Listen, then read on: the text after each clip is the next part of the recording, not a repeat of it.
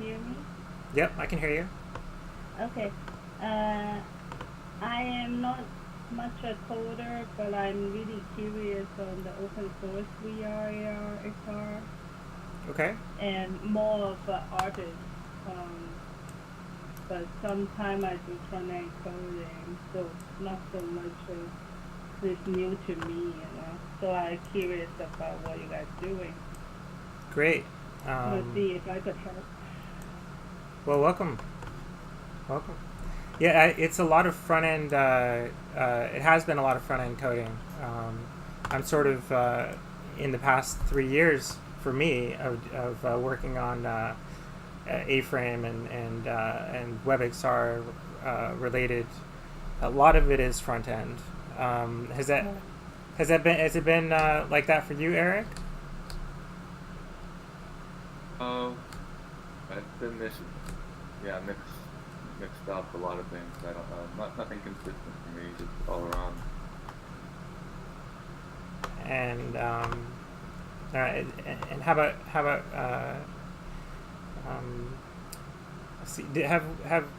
let's see, there's a couple other new people here. Do you folks want to also introduce yourselves and say hello?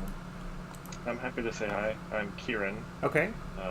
I'm sometimes on the Slack group as KFAR, but I'm excited about what you've built, and it's fun to see the output of the group. So happy to say hi. Great, welcome. Let me go ahead and Christian's here as well. If you look on the chat, Christian made a comment. If you look down at the bottom of Jitsi on the left side, there's a little chat box, and then you can see the comment from Christian. All right, and then also there's a link at the top, and the link is to the document. Anyone can write in this. There's a history of them. There's lots of good links in these. I don't know if I'm not sharing my screen. Let me go ahead and do that. Let's see. I think this is the one I want to share. Okay, so you can see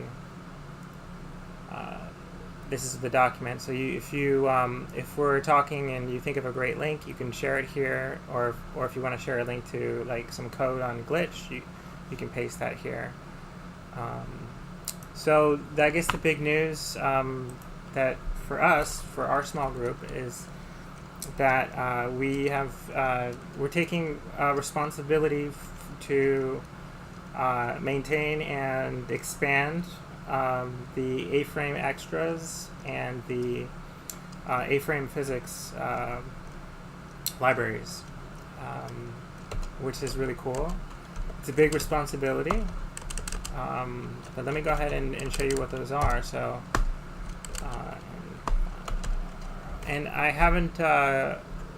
Is Mignon here? I don't know. I guess not. But let me go ahead and show you the GitHub. Hang on a second. Do that backwards. And here we go. All right. So this is the GitHub that we've been using for our Hacknights. So here we have the Aframe extras component, if everyone can see on my screen here, and Aframe physics component. Now these were created by Don McCurdy, and so recently they've always been sort of accessible to us because they're on GitHub. They've been accessible to the whole community, and that's pretty much not going to change and hasn't changed. There are people who have been contributing code, and they're all still connected to this. And in the past, if we wanted to contribute to this, we sort of had the same sort of access, except for one tiny thing, is that it would have had to have been like, creating a pull request would have been approved by Don, but he's a little bit busier now, and so our group will be sort of in charge of the communicating the updates to this with the community, and sort of being the point of contact to help get these libraries updated when people want to contribute. So it's a small shift in responsibility, and we're happy to do it.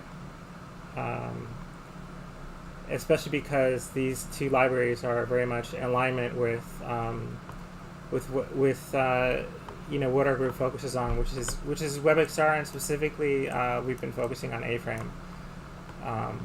And so I can show you that one of the things that this group did in the 22 weeks was that we've been meeting every Wednesday. It was we created the gravity gloves. It's one of the things we did.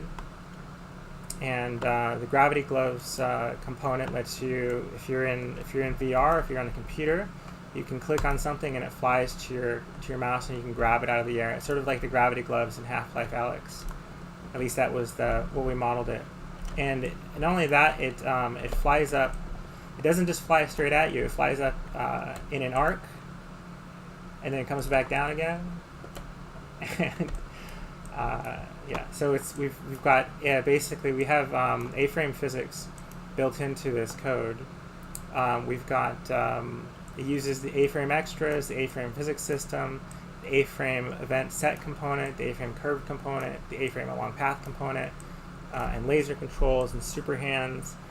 And so we're heavy users of these libraries, and so of the A-frame extras libraries that Don McCurdy created, and the A-frame physics system. And so we definitely feel obligated to have a responsibility, I think. And I'm sort of speaking for the group. I mean, that's how I feel, and I believe that's how others feel as well, because we've used these in our projects. And yeah, so that's N5RO. For most people, I think everything is going to sort of remain the same. You have sort of the same ability to contribute to these two libraries that you've always had. So we'll just be like the point of contact. Yeah, not a lot has changed, but it's nice to be responsible for something that matters a lot. A lot of people use these. It's kind of cool. Yeah. So I'll go ahead and put the link to that in the document. Let me go ahead and add it here. Oh, there we go. Well, look at that. Okay. GitHub reference. Yeah. Thank you, whoever did that. And let's see. All right. So in terms of what we might do today, is Mignon here yet? Or I don't know. Maybe Mignon's not coming today. That's okay. But anyway, this would be the first time in 22 weeks. So I'm just surprised, but that's fine. All right. So yeah, the big news today in the VR industry was the Quest 2. Did anyone see that news? Does anyone have any thoughts that you wanted to share? It's cheaper. Yeah. It's surprising. Yeah. Yeah, so apparently it's the same chipset for the reference headset that you mentioned some time ago. The XR2? Yeah, XR2. Nice. Yeah, and I also saw on Twitter there's rumors that there's going to be other standalone headsets that use a similar chipset. So it seems like it opens up a lot of doors for other competitors. Yeah, I think so. I hope there's more competitors. I hope that that we have more options, and especially it would be not. How Microsoft has pretty okay tracking for the new the HP G2 controllers that they have for their headset. That would be nice if they brought that to like a mobile headset. That could work good, I think. Anyway, I don't know how that's what to expect there, but more options would be good. Hey, I'm curious. Do people ever share projects that they're working on, like A-frame projects? We love it when people do that. So Awesome. do you want to go ahead and talk about the latest updates on some of your projects? I would be happy to, but I don't want to monopolize. But I have been working on a lot of little things. But I'm also curious what other people have been working on, because I don't know your name, but the Surf.X project always has a lot of cool updates. So my preference is to let other people present as much as possible, so that way it's less pressure on me. So please, go over. It'll take me a second to open up some tabs. Great. Like, I'll take my screen off, and you can go ahead and take it over when you're ready. okay. So I'll just show my screen, and then you'll see. Not a Jitsi power user.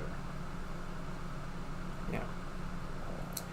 You know, we might switch to Zoom next time, because I think it handles video over the network in a much smarter way. Like it seems like it plays video in real time for everybody, and whereas Jitsi doesn't seem to do that. So maybe I think next week we'll switch over to Zoom. So I've been working on a lot of projects, and there's kind of two different categories. And one was like user interface. And the other one is public transportation. So I started with something that was really simple, and I did post some tweets about it, so you may have seen it. Oh, that's for later. It's this one. So this is very simple, but I wanted to start at the foundation of just understanding how the raycaster works. Yeah, go ahead. I want to say I saw this, and I saw your code, and I played with it, and it just, for me, this reminds me of like why I designed some of my websites the way I have, because the raycaster will pass through one block to hit another block, and that's just, it's always been a sort of something I disliked about the way the raycaster works, is that it will really pass through, you know, one block to hit something else, and so yeah, that affects. That can be controlled. Oh, yeah. Can it? Oh, totally. Yeah. So this behavior is by design here. So you can make it so that it will collide then with these blocks, but I explicitly turned that off. And the theory here is that this is kind of like placing tiles on a map, so that you can then replace tiles or take other action or even move the tiles. So what I then did is kind of iterated on that concept. Mm-hmm.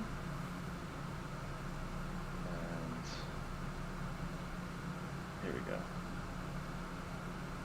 So this gets even deeper into that.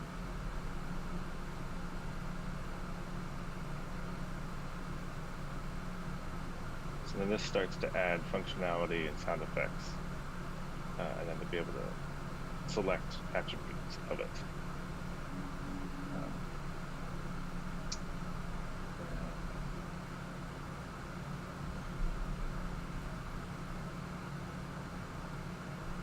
Is another layer deeper. Sorry, glitch is slower Then GitHub. Oh, yeah.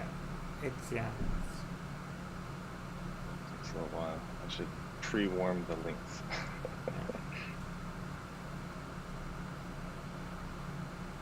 But the basic idea here is to continue to play with like different interface ideas. Mm-hmm. And so one idea is this menu, and having a menu that can appear in both like the scene or a heads-up view, like hooked to a desktop view, or on mobile. So like a UI that you can develop once, that hooks into logic for your application, but then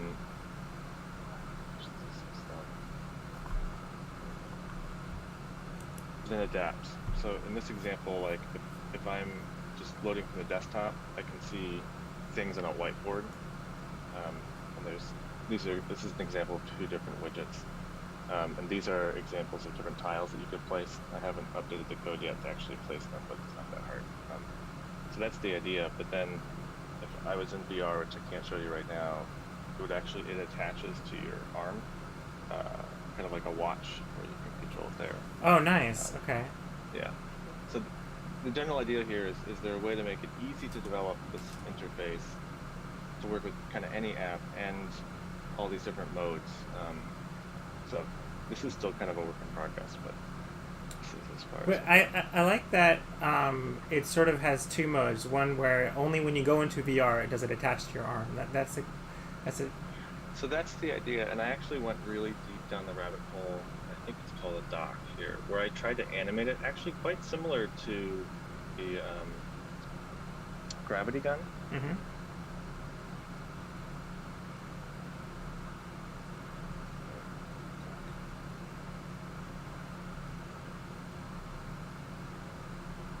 Oh, this is so slow.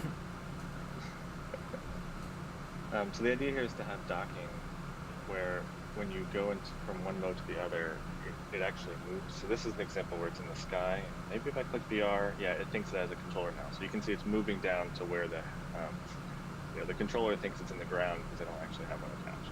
If I go back, it goes back into the sky. And then you can click on it. So that's just one idea. And this also uses a state component, so it's also a really simple example of the application state, which has been really useful for the next project. So this I'm more excited about, which is traffic signals.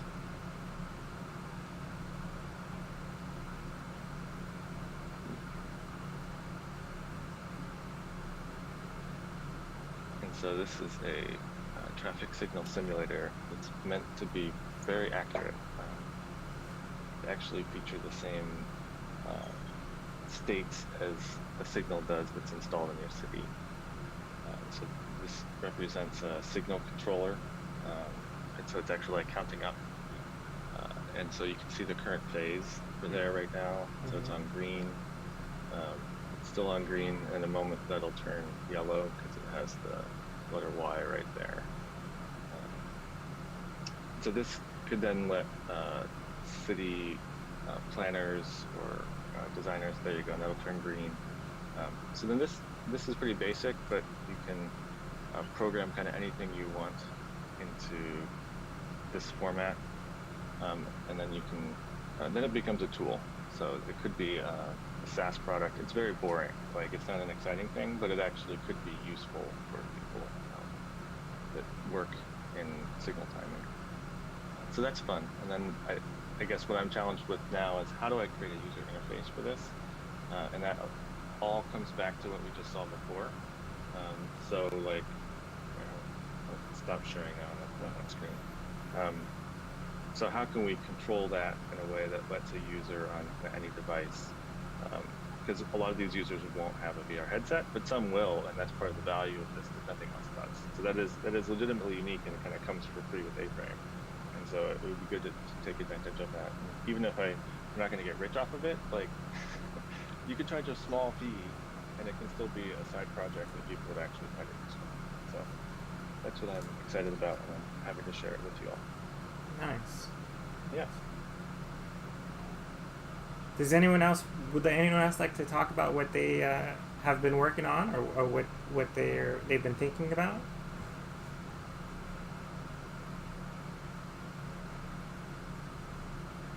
And I've also been working on this. This is the other. Oh, you have a baby. Project.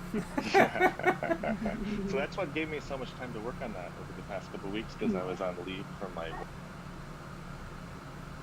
Oh, we lost audio. We lost audio. Oh, sorry. I was just at home with the baby. Yeah. So I was out work, so I could work on fun stuff. But now I'm back at work. So. Well, double congratulations. Yeah. Oh, man. So, hi, my name's Jose. Some months ago, I worked on a sorting game that uses Aframe physics. I shared it in the document. It does not work on desktop, but if you click the link, there should be it should kind of like show how it works out.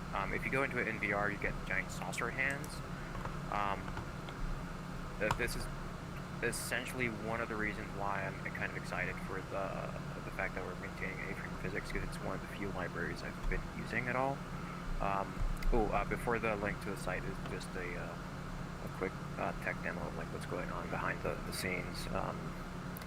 Essentially just shoots random cubes, and you have to sort them into the correct bin, and there's tracking on if you get the right thing in the right bin or not. It's open source, so it also has a movement component, which I haven't released yet, but allows you to do move by gripping your gripper button on the Quest. It doesn't work on other headsets, haven't tested it out yet, but you grip it and then you can just drag it in the air to the direction you want to slide to. Nice. Okay.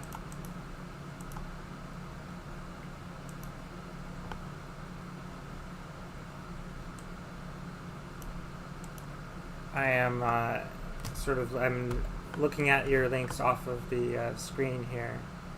I don't know, I guess the best way to do it is to pull it up for each person to pull it up on their own screen. And maybe to try it out in VR.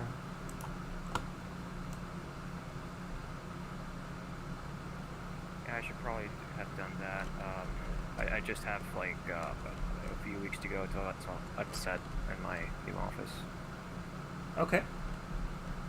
So you're a little bit busy then, right now. Oh yeah. Very cool. Thank you for sharing. Yep. Did you want to talk about the code behind that? I didn't ask Kieran to talk about his code, but if you want, you could go over how it works. Just actually, it's really simple. Essentially, if the cubes fall to a certain height, it does a check on its X and Z position, and since the cubes get sorted into the bins, they're definitely going to be in one of 4 position ranges. The code's a bit messy, but I haven't seen it in a while. But if anyone wants to go over it, I'm glad to explain what might be going on. Yeah. Well, did you want to share your screen, or do you want me to share my screen? Because I've got it up here on Index, Planet Protector Index, or you can do it on yours if you want to control the presentation a little bit more. I'm fine if you do it if you're more used to it than me. And also, I have a very bad connection right now. Okay. So I'm looking at the file called it's in the Planet Protector directory. The final, the index.html, is that the one you would show us, or a different one? There's 2 of them. One of them has realistic graphics.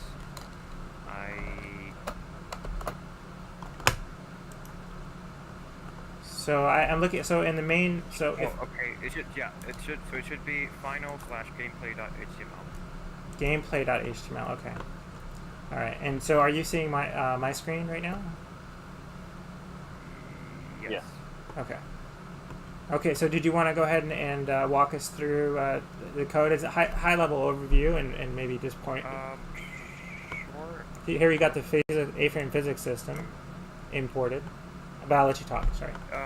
Yeah. Sure. Oh, sure. Essentially, just loads a bunch of scripts, libraries, etc. Everything once loaded are placed programmatically. So if you scroll down, oh god, this was at a hackathon. I think it actually needs a lot of cleaning. Okay.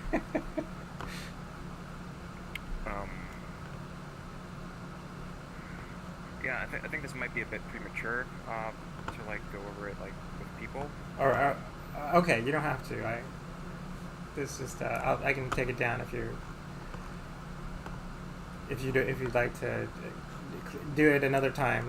That's fine with us.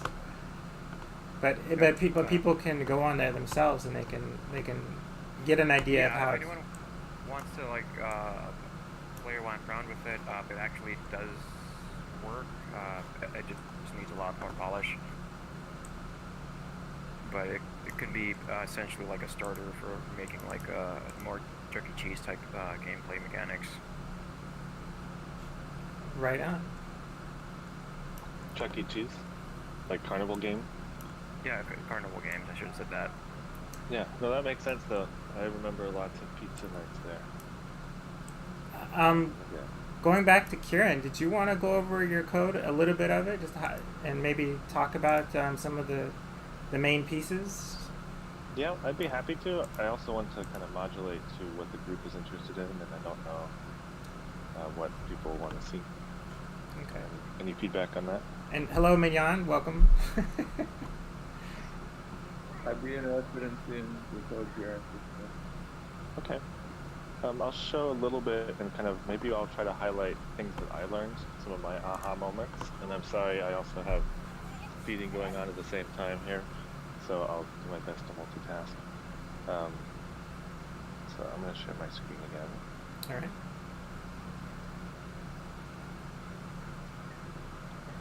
So I could document this, and I'm trying to actually write them down, but I actually have like 4 or 5 different files that I created, and I have little readmes to talk about kind of what it was trying to do. So the very first one was the intersection experiment to make that grid selector thing.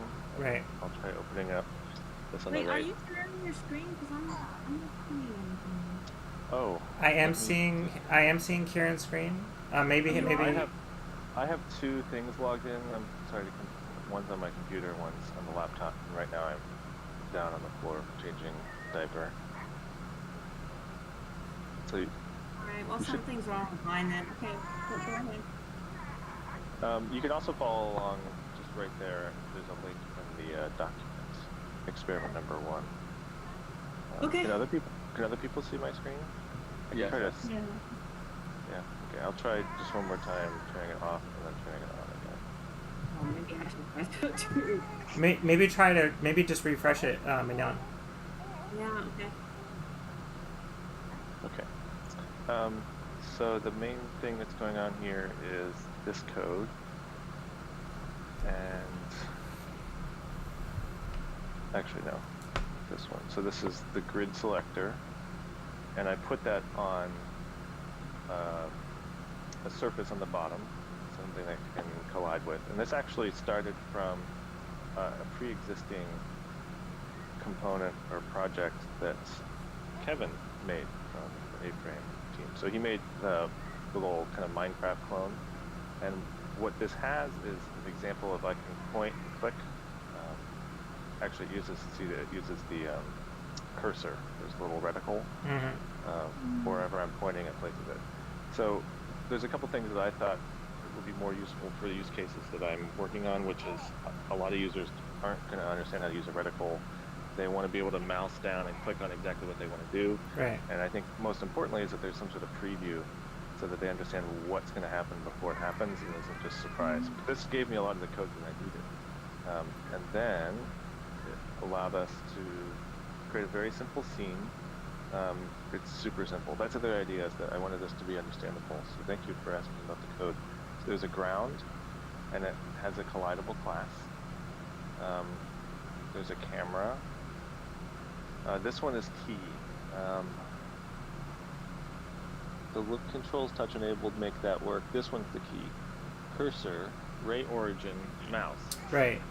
Yeah. It does like super huge magic that would actually be tons of Threejs code.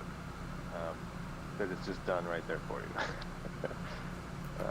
So that's the other thing that I learned sometimes about how Aframe is super helpful, and this would be a bunch of work if you didn't have that. Yeah, I basically use that every time I use the ray origin mouse every time I make something in Aframe. So. Yeah. So that's really helpful. And then you'll notice that the camera, so this acts as a raycaster, so just like the reticle, but instead where the mouse is pointing. And then it has a raycaster that's an invisible line that's basically going from where I click to whatever object it finds first. And remember that the ground right here has a class of collidable. And I tell the raycaster the only thing you need to worry about in life is finding that other thing that is collidable.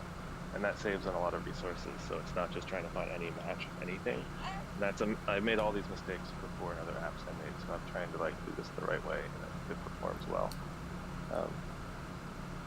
And then this is the component that says once there's a click event, I want you to place the thing there. So that's what happens when I So then the actual selector that moves the red box around, oh, that's the other thing, is there is a mix-in for the selector box. So it's just a box that's red and semi-transparent. And it's placed here. And then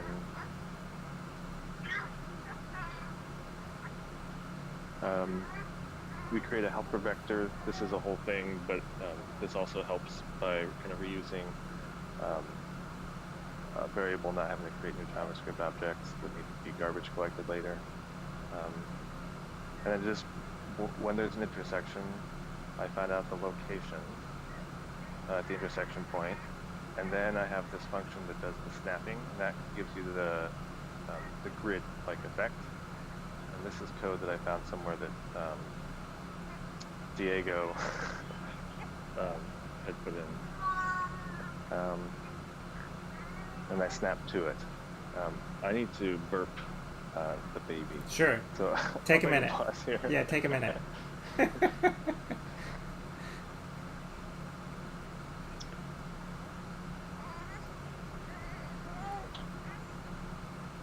Well, any questions? Does this make sense? Is that useful for other people? Yeah, I'm sort of curious. You said before, this is something that I don't know is you have the ability to tell the raycaster that you don't want it to pass through the block to hit what's behind the block. Would you mind when you get a chance after you're done burping the baby, showing us how that works? I'm sort of curious. Yeah, so I think that would be. Oh, there we go. That would be something like, well, first of all, we'd want to tell the raycaster that we do want it to collide with other. Oh, that was a big bird. We would add the collider class here. We're not seeing your screen, by the way. Oh, gosh. This is hard to do, I gotta admit. This is not easy to feel the baby in. You're doing pretty amazing, I think. So I think you might be able to do something like this. Mm-hmm.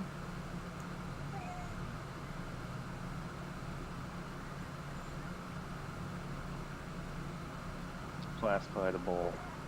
And then we'd also want to double check what's under intersection spawn. See if this has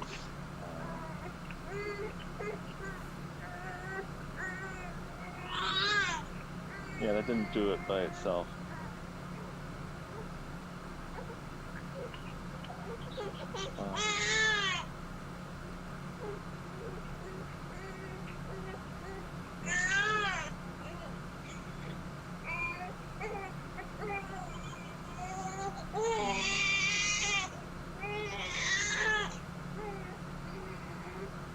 Yeah, I'm not sure. I'd have to play with it a bit more, less mental pressure from you all looking and dealing with the baby. But Right. It's something to that effect.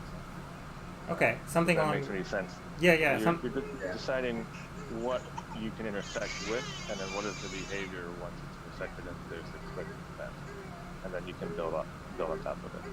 Okay. Okay. So something along those lines. All right.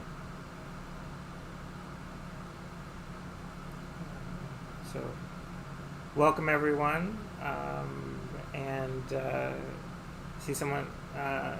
If it's your first time here, if you want to introduce yourself, go ahead. And hey guys, can you hear me? yep. Okay, cool. Hey, my name is Ronak, by the way.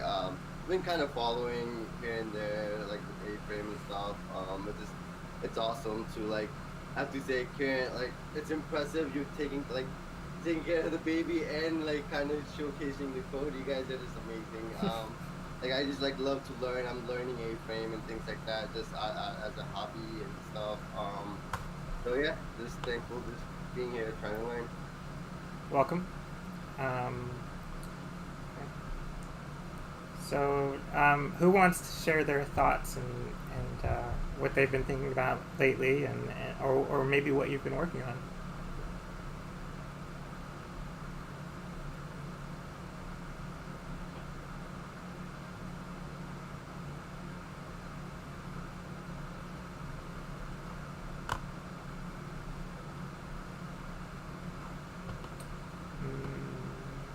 picks.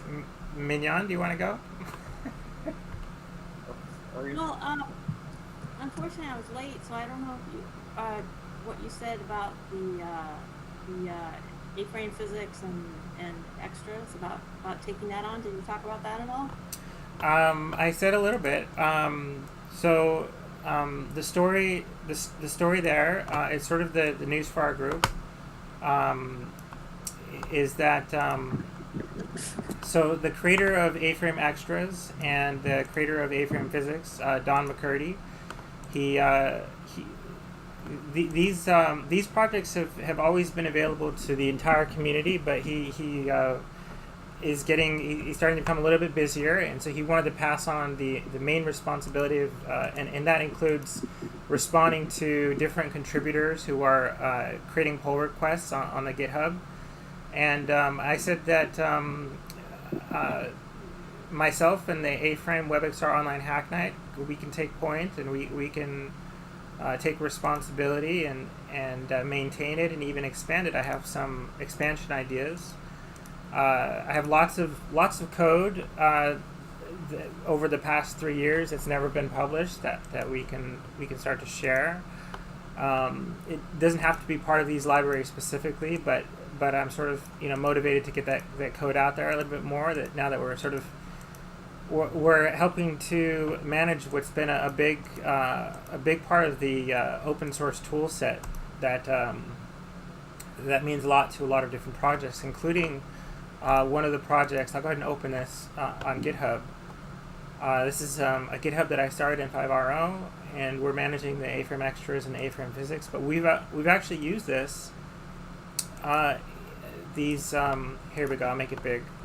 But A-frame extras and A-frame physics. It's now on our GitHub, but we've actually used these projects in. Are you sharing?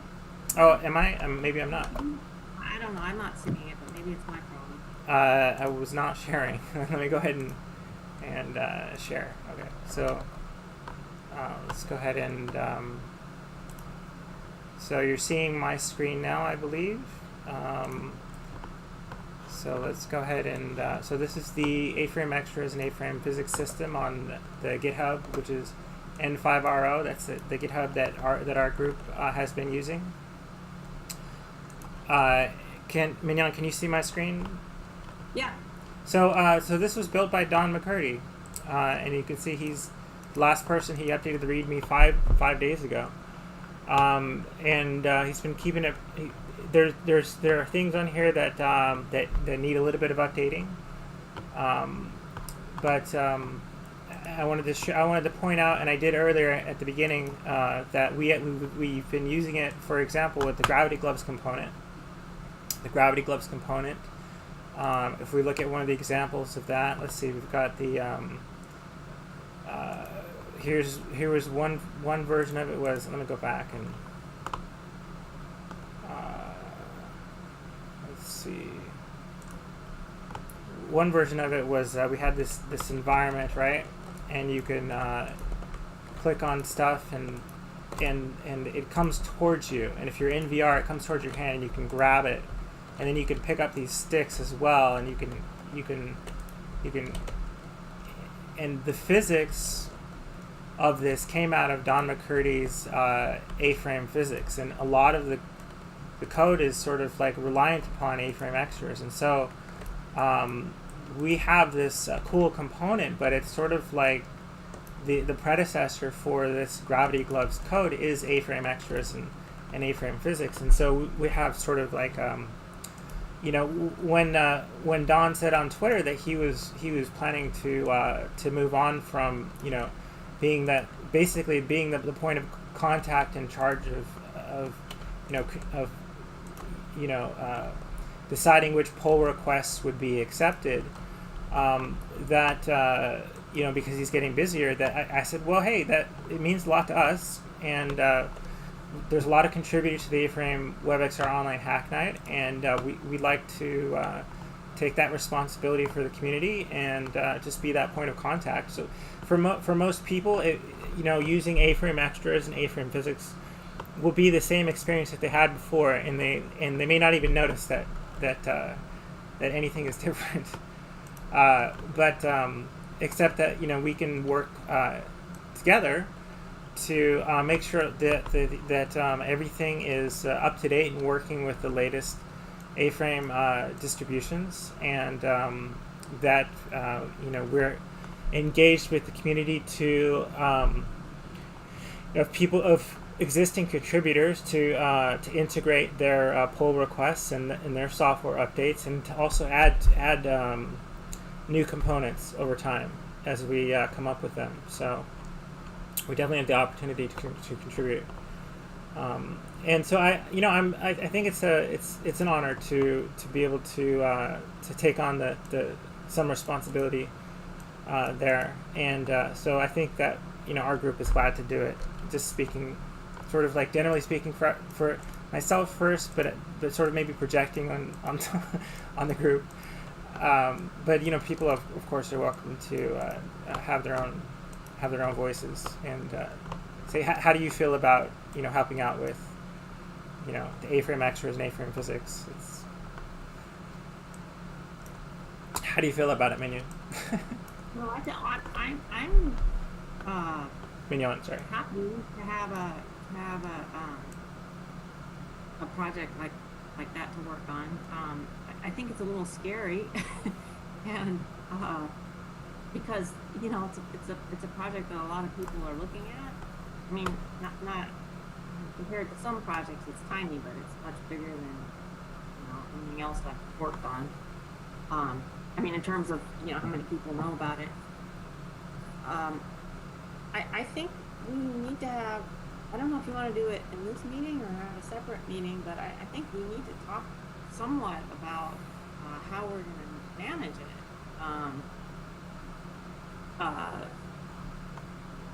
Well, so right now I don't know if anybody but you has access, has any permissions, but I don't.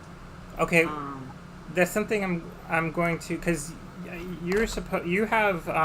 So my intention, Mignon, was that you were going to have access to admin access to this a couple hours ago. So I'm just a little bit late.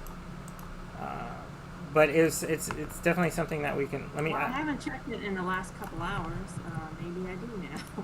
No, what I'm saying is I haven't done it yet, but I'm going to go ahead and I haven't done it yet. I was just, what happened today was the Oculus Facebook Connect.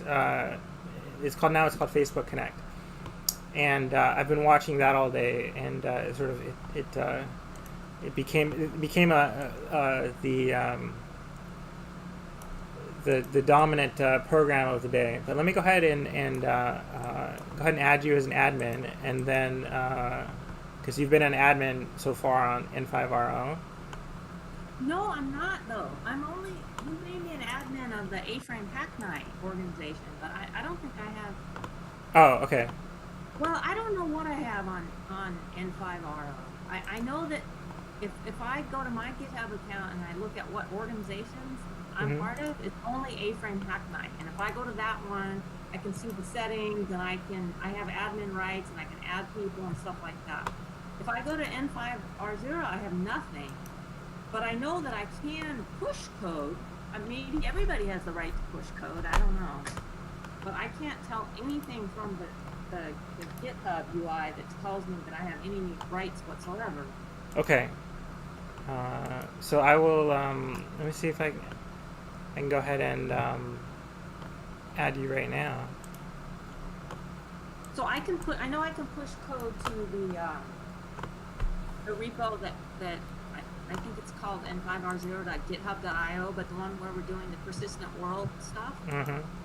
So obviously I've pushed a lot of code to that one. Yeah, you have. But I don't see myself, like if I go to GitHub, I don't see any rights there. Now I haven't tried pushing anything to the A-frame physics. Yeah. Because I don't want to mess with it. It's a real repo that people are using. Right. So, so I don't know. And as I mentioned I don't know if you saw it, but in Discord, I told you, so what I did in order to start out, I was looking at the A-frame physics, and I said, okay, one of the first things that we probably want to do here is bring it up to date with the latest A-frame, right? Yeah. So I added an issue, and then I wanted to assign it to myself, but I couldn't. I don't have the rights to do that. Oh. Okay, so let's fix that. I'm gonna go ahead and I'm looking at the I mean, I can just do this right now if people don't mind, and then. Do you want to share your screen? Sure. Oh, yeah, sure. Why not? Okay, let's go ahead and share your screen. Am I sharing? No. Let's see. Here we go. Okay. Oops, that's not the right screen. Let's go. Here we go. Share. I want to share this screen. There we go. Great. And let's go ahead and click over here. So can y'all you can see this, right? Okay. Yeah, I can see it. Okay. Okay, so Mignon, so you can have let me see if I can get admin access for you. And we're not going to make everybody an admin, but we'll make you an admin, and then you can help manage everyone else's contributions. Let me go ahead and invite a collaborator. So see, I was looking for how do I? Okay, so here's I'm just looking for your collaboration name. Let me go ahead and grab this and put this right here. Username. There we go.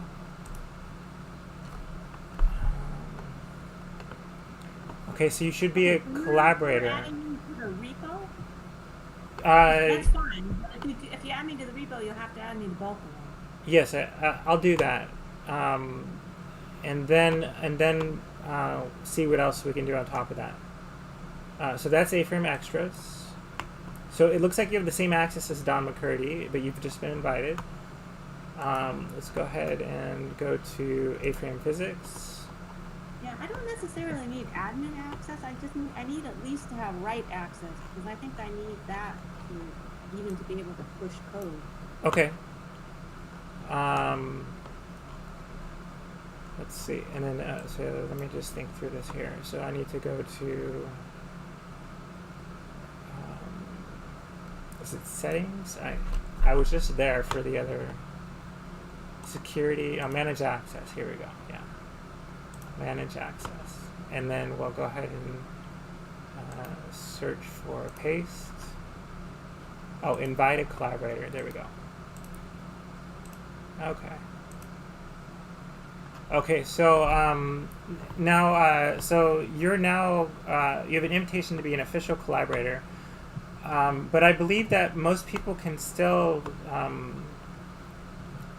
unless I'm wrong, I believe that usually people can still submit push or pull requests. Usually, I think. Even if you're not. Saying I wanted to.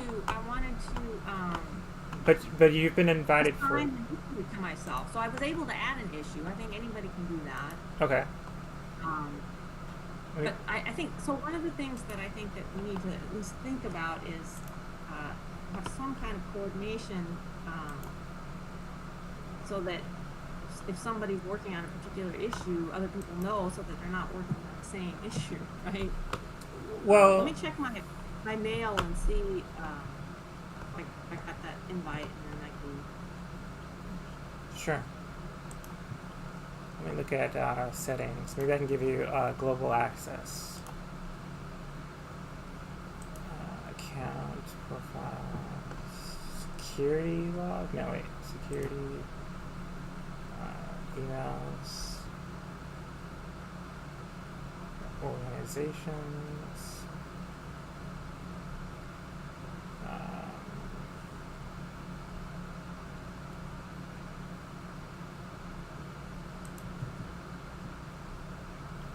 So I'm not sure where there's a setting at the global level.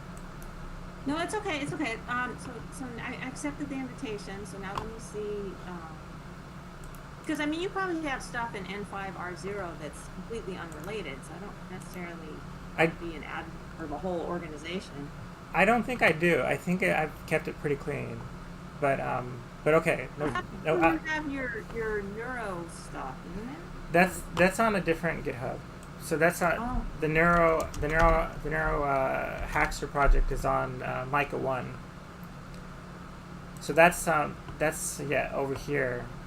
That's a different GitHub. And yeah, people can check out that code if they want to. That project combined EEG with WebVR. And it's not up to date. It's like 2 years old.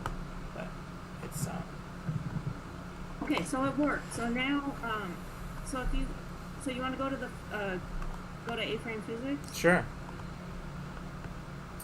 I mean, I kind of like the idea that that two people might work on the same. No, that's fine. Obviously, that's great. But you want to know, right? I mean, okay, all right. Well, you know, I mean, we've got our communication channels. People can say that they are working on something if you want to know. But I feel like you know, if two people do this, like for me, there's something to be gained through. There's experience that you can only really gain through doing something, and so for me, I like to.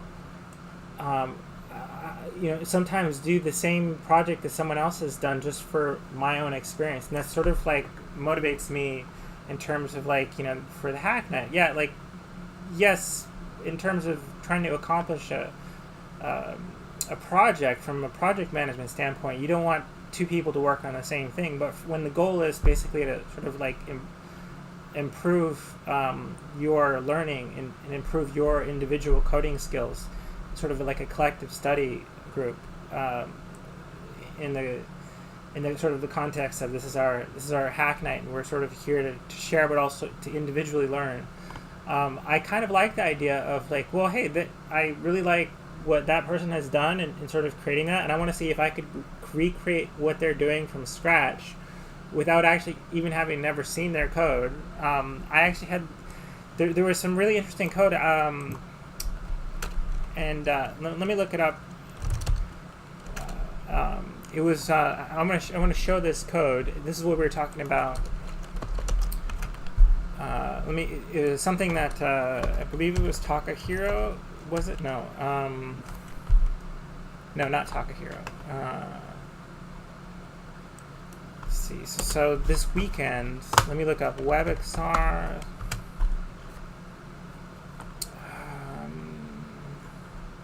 There was a really great thing where you basically, okay, so they're using you know how there's that motion tracking experience, right? It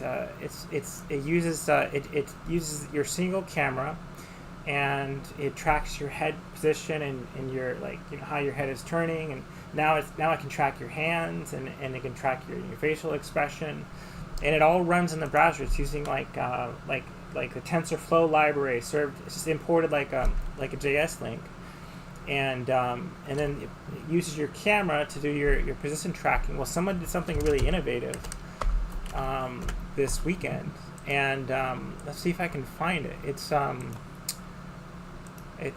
gonna be probably one of the last things I shared on LinkedIn. So I'm looking there real quick. In fact, I'll just pull it up. You can still see my screen good. I don't mind sharing my LinkedIn stuff. I never put anything that strange on LinkedIn. Let's go to how do I find my posts and activity? There we go.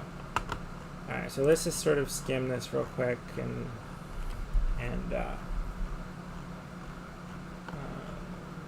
here we go. Keep going down. Here we go. This is what I was looking at. Okay, so I don't know if you can see that. It's loading real quick.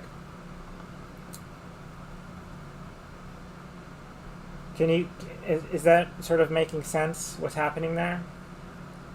It's happening really slowly for the video stream. I can see.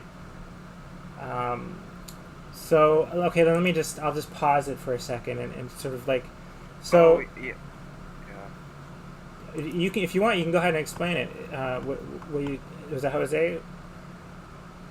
Yeah, I remember a demo like this, which was using a marker-based AR to basically replace the marker with what seemed to be a gap. This looks, I think it was even the same pattern. Well, specifically, okay, so so let me go ahead and so that's Takashi Yoshinaga. That's Oh yeah, it was probably him. okay. I think oh, this must be a follow-up to that demo.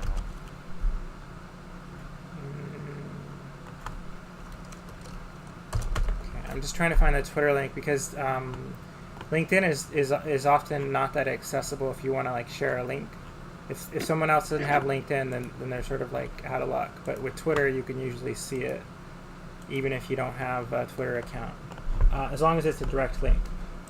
Did we lose Mignon? No, I'm here. Oh, so we lost somebody, and then Mignon moved. But okay, so let me go ahead and share this to the. Where's the document? Let's see, it's here somewhere. Hang on.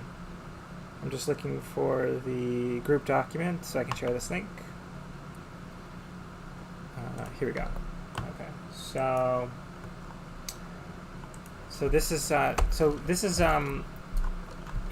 the link right here, and I guess I'll describe this as it uses mediapipe, which uses tensorflow JS to track your head movement and facial expressions and hand movements.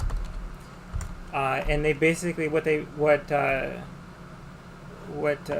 Takashi has done is he has taken the coordinates probably between your eyes, and he's taken those coordinates and and I haven't seen his code, but I'm guessing he's used that to control the position of the camera on the screen. So if you look at that demo, it's much easier to see, and this is why I think Mignon, I think we should switch to using Zoom next week, because if we want to actually, because what Zoom does is I used it with another call for another purpose, and it actually plays back video really well. So if I wanted to show, with Zoom, I show a video and it really struggles on a stream for everyone. But with Jitsi, I mean, it's really like slow and choppy. Whereas if you watch this yourself with the link, you get the right speed. But if we switch to Zoom next week, then when we start to share videos with the group, it'll run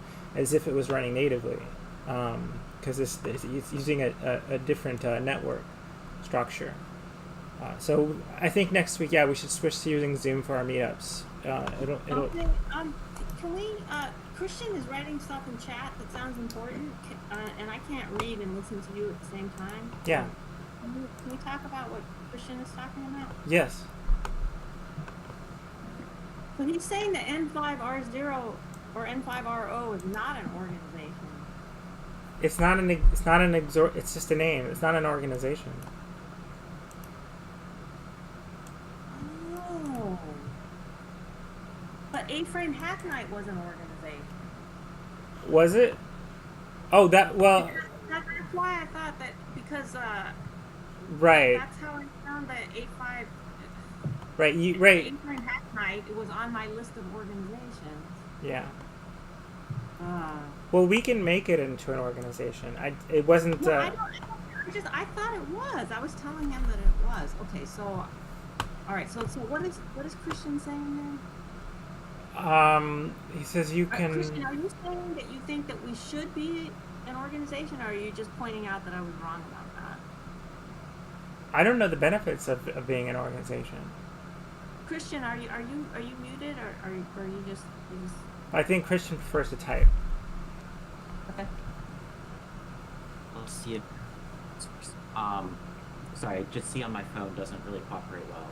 So, basically, the original comment was if you want to give Mignon global access, then you need to have it an organization instead of a user. The benefits of an organization are that you can have multiple people as administrators, and you can also do things like creating teams where you can give, so for example, you could have like a code review team or something, or a website team, and they can have access to a subset of repos as collaborators, but you don't have to give every person access to every single repo individually, and you don't have to, they're just a lot easier to manage when you have multiple people going on. That said, it's not something you have to do. I was just pointing out if you want to add the access, you need to do it. All right, thanks. I'm glad you cleared that up, because I thought that it was an organization, and I just didn't have any authorization because I was an admin for the other one, which apparently is an organization. So I don't think. So I mean, I saw that stuff that you were talking about, like the teams and all that, and I thought the reason I wasn't seeing it for N5R0 is just because I didn't have the privileges.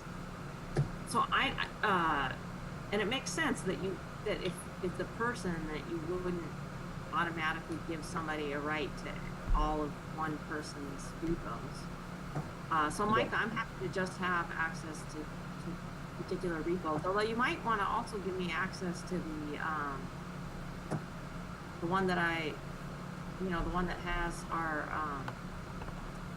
the persistent world. Yeah, absolutely. Let's go ahead and we'll do it right now. So let's see. So we've got glitch, and are you talking about the branch, or what? No, this repo.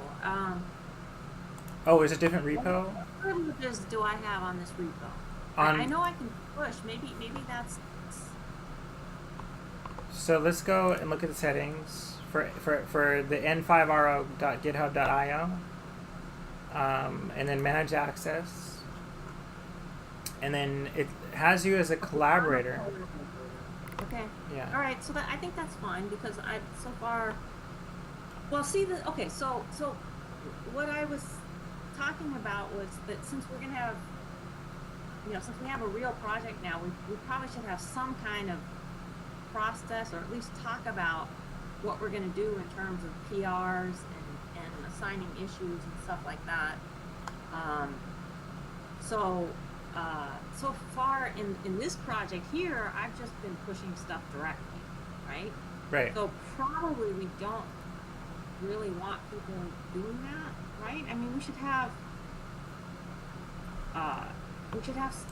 make it so that you have to do a PR, right? Yeah. Okay. Yeah, that makes sense. And we weren't doing PRs on this one because we've just been messing around. So I was trying to tell you that I wanted you to look at the issues and see in the physics one. Okay. So we're going to A-frame physics, and we're looking at issues. Okay. Right. And then, so the one, it's the third one from the top. Yep. I just assigned that one to myself just now. And you were saying that, like it sounded like you didn't like the idea of people claiming issues as if that means that nobody else can work on it. I mean, that's not the idea. Oh, no, I didn't mean, that's not, no, that's not what I meant. That's totally a separate thought. Yeah, I'm fine with that. Yeah, absolutely. So this is just, this is just a boring administrative task here, right? Yeah. Updating the A-frame version. So I think it makes sense, if I know that I'm going to do that, I'll assign myself so that if somebody else is looking for some task to do, they can look for something that's not assigned. If you really want that one, they should pick another one, right? Yeah, I agree with you 100%. That's a totally, that's in terms of solving issues. Yeah, 100%. I was thinking in terms of learning, creating like new experimental things. If people, wanted to do something that we've never done before, and in the context of just like when we made the gravity gloves, if two different people want to or 10 different people want to, attempt the homework, right, from in terms of like a study group sort of context, then I'm fine with that. But what you're saying, I agree with 100% in terms of like responding to issues. Totally makes sense to put your name on it, so that way someone else can look for something that's not that's not being looked at yet, and it's much more efficient to do that. So I think I'm in agreement, 100% agreement. Yeah. So right now, the only way you can sign an issue is you have to have, I think you have to have at least maintenance privileges or write privileges. I'm not sure what it is. You don't have to be an admin.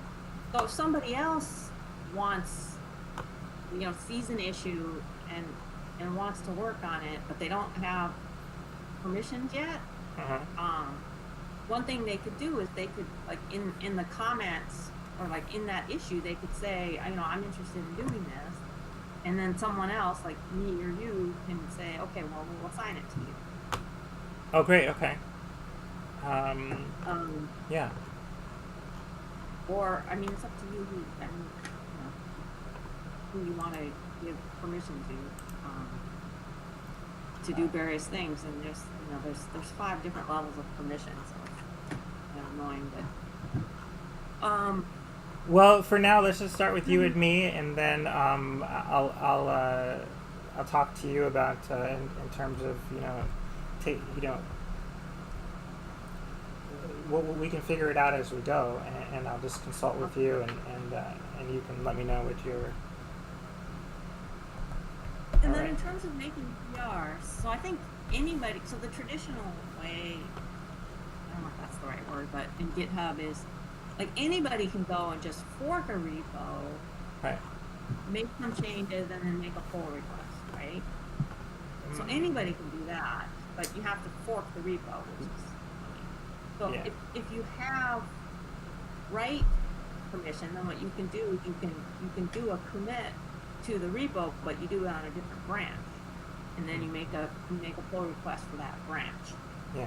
So that's what I would intend to do. Like for that issue that I just created, I'll make a branch and then make a PR. So then the question is, what do we do? Like who is? We could have a rule that says, one other person has to look at it and approve it, or we could say that, we'll go through them in our weekly meetings, or we'll have some other meetings, or we'll talk about it in Discord. But we have to have some.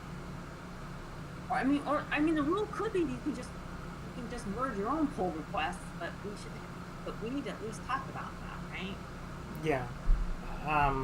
That's definitely there's a higher level of trust involved with people merging their own pull requests. There was one person that Don McCurdy recommended that they continue to have direct pull request, direct push access, and because this individual was. Let me see if I'll pull up their name in a second. I just met them online. Kevin Lee. So I connected with Kevin Lee. He was a major contributor early on to Aframe physics, and he did some very important things that are still a big part of Aframe physics. But he was also he's also been involved with the Mozilla Hubs project, and so Mozilla Hubs used to use Aframe physics, and it has since stopped using Aframe physics. But we may see Kevin. Person named Infinite Lee, right? That's him, Infinite Lee. Okay. And so he has direct push access, and so Don McCurdy recommended that he continue to have direct push access, and I said, great. So. But that is definitely, like, he's like one of the only people who, so it's definitely like that's not something you hand out to everybody, right? But But then, you know, Yeah, as well, I mean, we were talking about how this is supposed to be kind of a, cooperative learning experience kind of thing. So, I mean, one thing that we could do is we'll say, we'll have meetings where we discuss the PRs and who's ever, interested can actually go through the code together and then probably we merge it, right? yeah. But I don't know how interested people would be in doing that, but we need some kind of. Well, we need to talk about it. yeah. Talk about it in Discord. Well, I mean, I'm definitely open to spending some time going over. See, there's actually so much that I think there's I think going over the A-frame physics issues as a group is it's sort of like a collective learning opportunity, because there's a lot of things that people puzzle over by themselves, and sort of have a group conversation about code issues, GitHub code issues. Yes, I would love to do that. I would love to with whoever else is interested, go through the issues in A-frame physics one at a time and talk about them, because I mean, most of them are just they're not immediately obvious to me. Yeah. What's going on.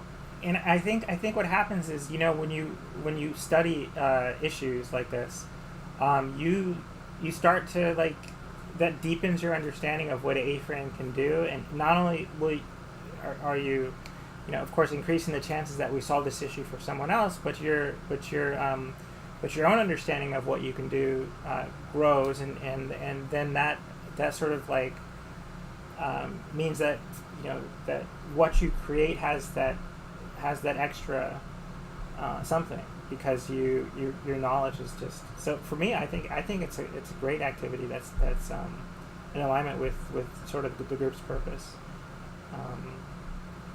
All of us will get better, especially if we're discussing sort of the things that are at the frontier of what anyone can do.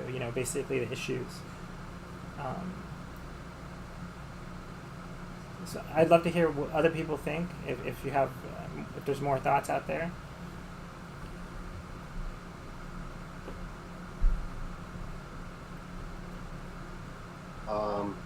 Hey guys, I just wanted to, I was trying to I pulled the repo and I was trying to build it locally and stuff, just to see if things are working or whatnot. I can help test stuff, that's my background of testing JavaScript web applications and things like that, so quite familiar with testing side of things. So and I was looking at all the issues that are related to the GitHub repo, and it's mostly things oh, this is not working, or this is not working, things like that. And yeah, I guess one other comment I would have is maybe do we set an expectation of what this this repository does? Pretty much what does it actually mean of what type of physics, or a set of maybe I'm not too familiar with it, but I'm just saying in terms of setting expectation of what this repository will be doing, or in that sense, so that maybe it's easier to maintain it. Yeah, that was my comments.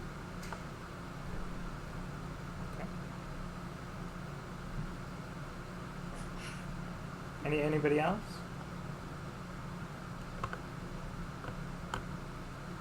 Well, I tossed in that I think Ronak made a really good point right there.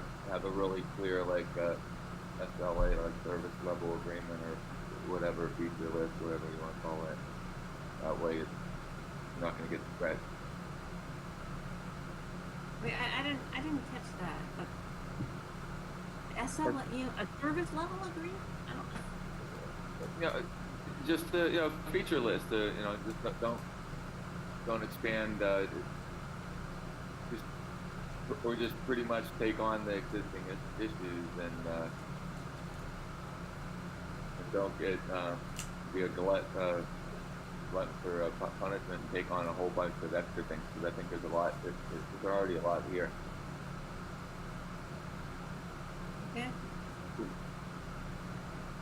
Like I guess one example would be like shape detection error if text in object tree. I guess that's a bug, right? I guess, and then I think I saw another one that says, oh, doesn't work on Windows or something like that, or I don't know, something. It's some bug. Yeah. So one example you said was shape detection error if the text in object tree. And so here we've got a name I see a lot in the A-frame communities. It says shape detection fails on an entity with both text and geometry when it tries to access buffer attributes that aren't available on the text object 3D.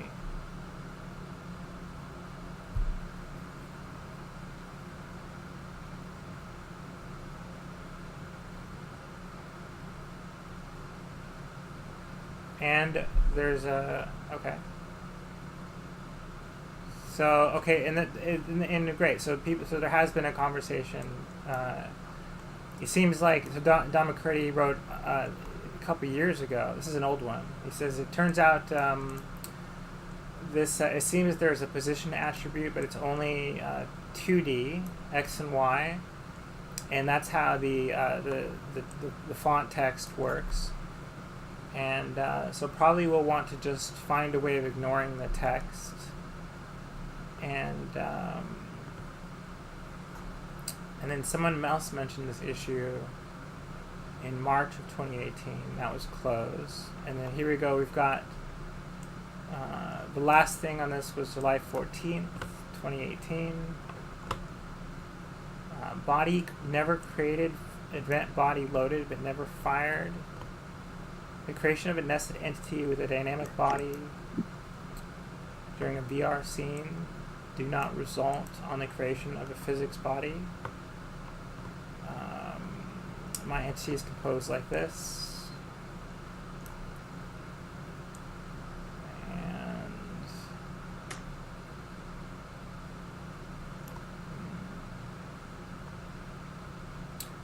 it appears that okay. So anyway, so Don responding says, is it possible to create a demo of this that shows the issue separately from the React code? I think that it's likely some of those child entities are causing the issues, and text in particular can cause trouble. Then you want to use a shape component and just define a box around the whole group yourself. All right. Well. Yeah, so I mean, some people are doing things like they're mixing React and A-frame together, and sometimes when you do that, you and here, you know, they're finding, well, the issue is just sometimes the issues happen because, you know, the way A-frame handles child entities or something, and there's a lot to look at here. So I'm not, even though I sort of skimmed this, I'm not exactly sure if I totally understand the problem just yet. But definitely something I can look at more. Yeah. So maybe what we can do if folks want to, you know,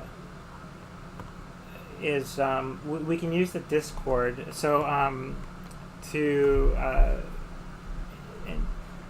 Well, there's, I mean, you can write comments on the GitHub, but you can also, you know, maybe we could create a channel in Discord that's just about, you know, different issues, and maybe direct people to specific issues so they can have a longer conversation in Discord, and then maybe share the result in GitHub. I'm just throwing out ideas. I'm not sure exactly, but and I mean, I think there's definitely, like, does anyone have like a preference for like not solving issues during the Hacknight? Because there's definitely like you know, there's opportunities to, you know, we could make this like a portion of the Hacknight, or there could be a Hacknight that's just about working on issues. There's definitely other things that we can do. So any other thoughts in terms of? I feel if there's an issue that we feel would make a good example for the Hacknight, that would be good. Okay, sort of like a curated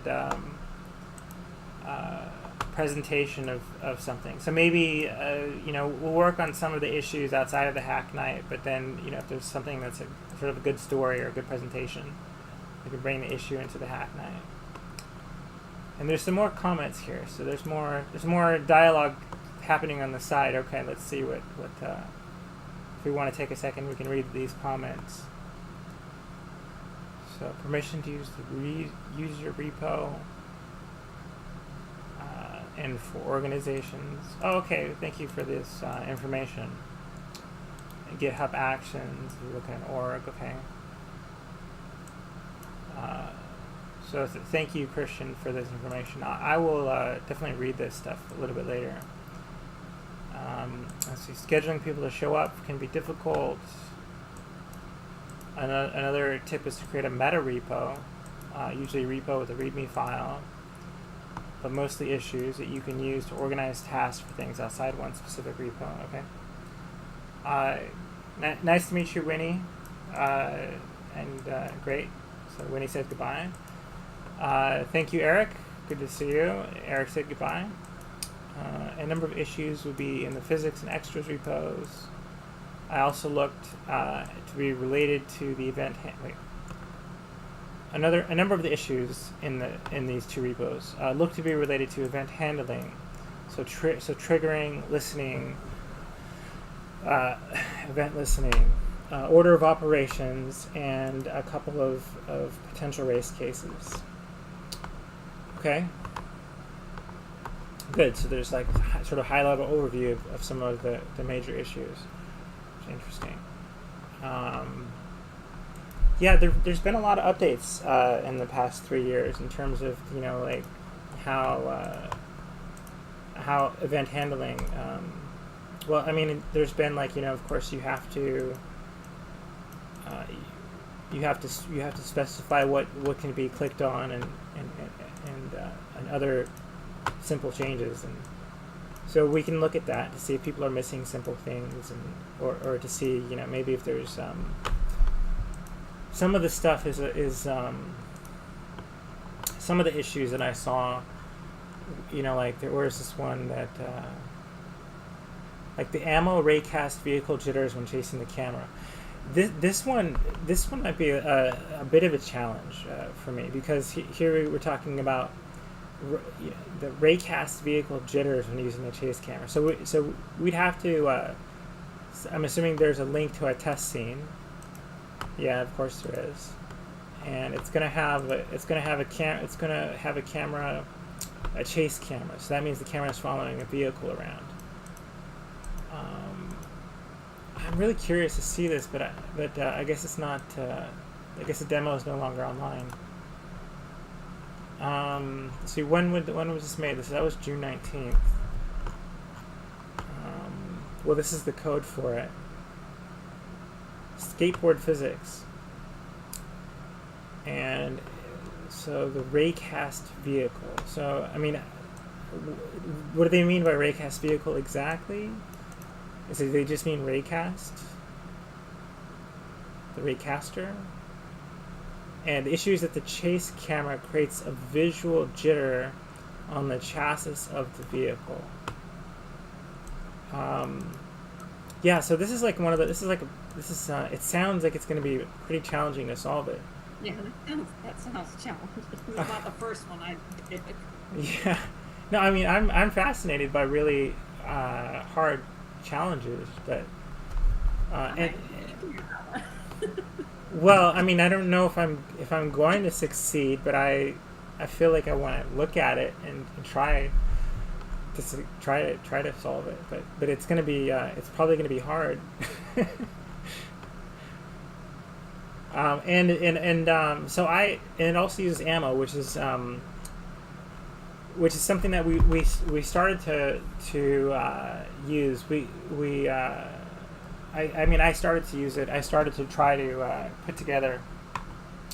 Ammo is a different physics engine, for those of you who may not know, compared to the default physics engine that comes with A-frame physics. And so I don't have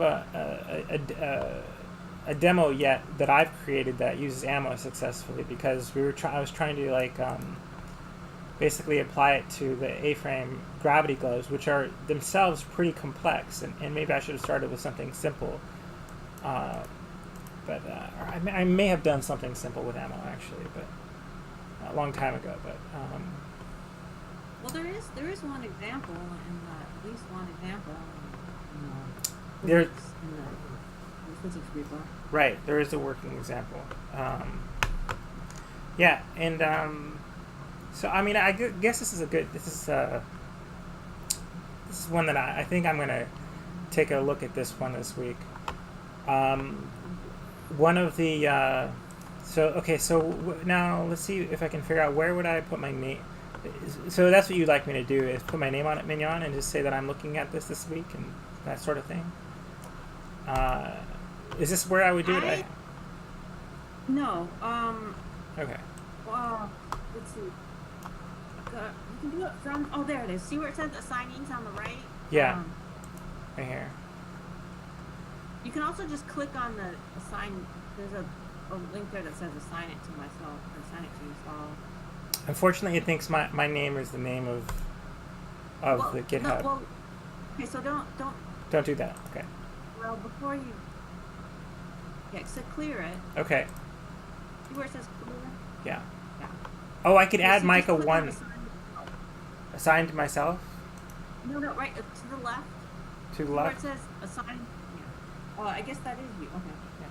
I mean, I could add.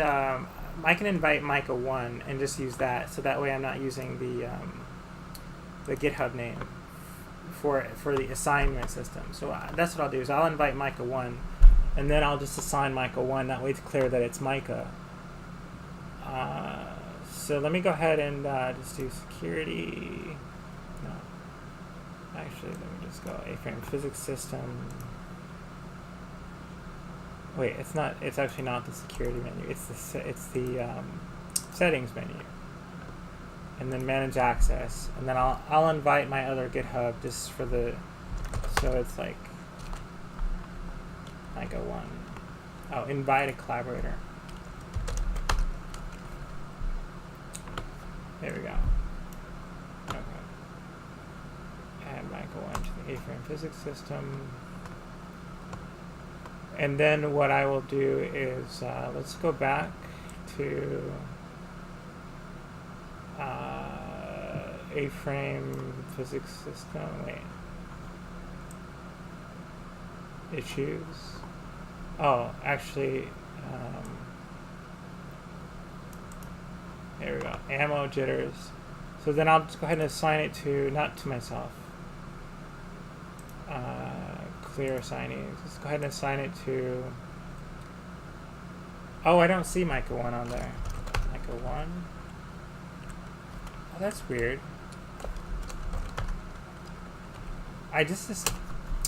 Well, I guess I'm not showing up yet. Let me just maybe give it a refresh. Oh, did you see Christian saying you need to accept the invite? Oh, right, of course. Okay, so let me open up a new window and just go to the other GitHub and sign into the other GitHub in a new window. In an incognito window, so I don't have to sign out of this one. That's why. Let's go to, okay. Is it? Yeah, it's that one, okay. So that one, okay. So no, actually what I need to do is go to login, sign in. Okay. There we go. And device verification code. So let me just go to my email real quick off the screen. And I'm going to go ahead and in 5RL invited you. Let's view the invitation. Let's accept it.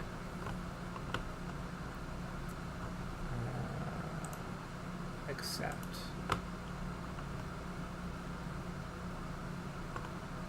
Oh, okay. Here's what I need to do.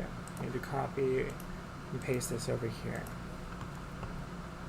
This is not the page you're looking for.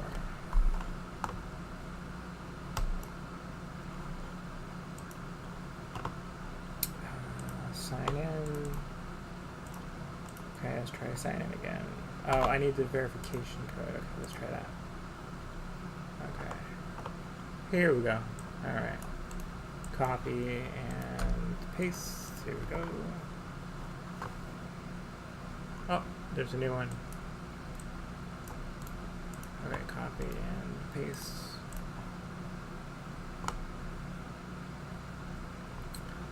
Here we go. So I think that is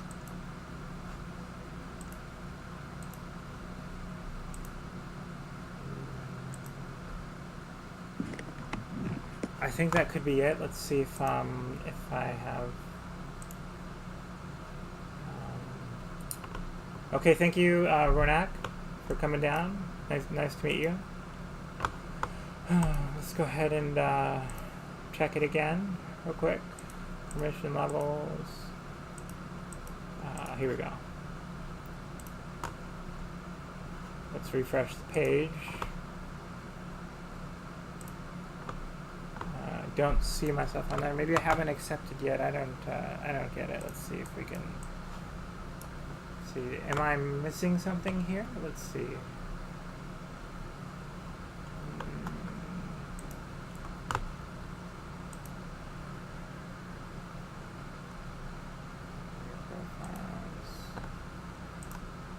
Repositories.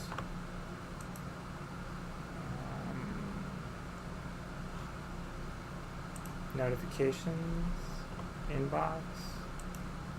Signed. Participating.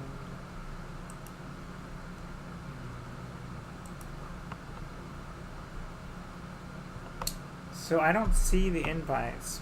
Do you know where I would see them? Invites would be in your mail. Okay. So, right. Let me, maybe what I have to do is check out the repository or visit this link. Okay. That's what I've got to do. Just copy that over to here. Paste.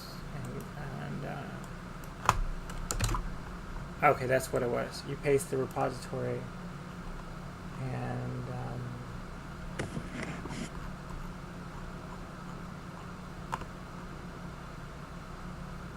merge pull request.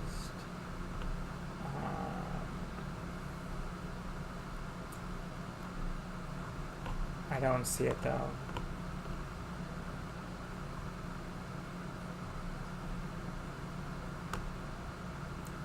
Okay, well, I guess I may have to just do this offline then, since you know, I feel like there should be like a notification, right? But it's just not, I've been invited, but, here we go. Wait a second. Did you get an email? I figured it out. So, okay, so now it should work. So let's go ahead and click on, not that, let's go ahead and assign it to, I need to refresh the screen. Assign it to Michael 1, and so much, it felt like a lot of work. But, okay, so then now that's something that I'm going to look at. Great. So we made a little bit of progress. Okay. One of the things that so this week I can share. So I published a news article with Aframe, and let's see, it was what was her name? Paige Horizon, and so I interviewed Paige and.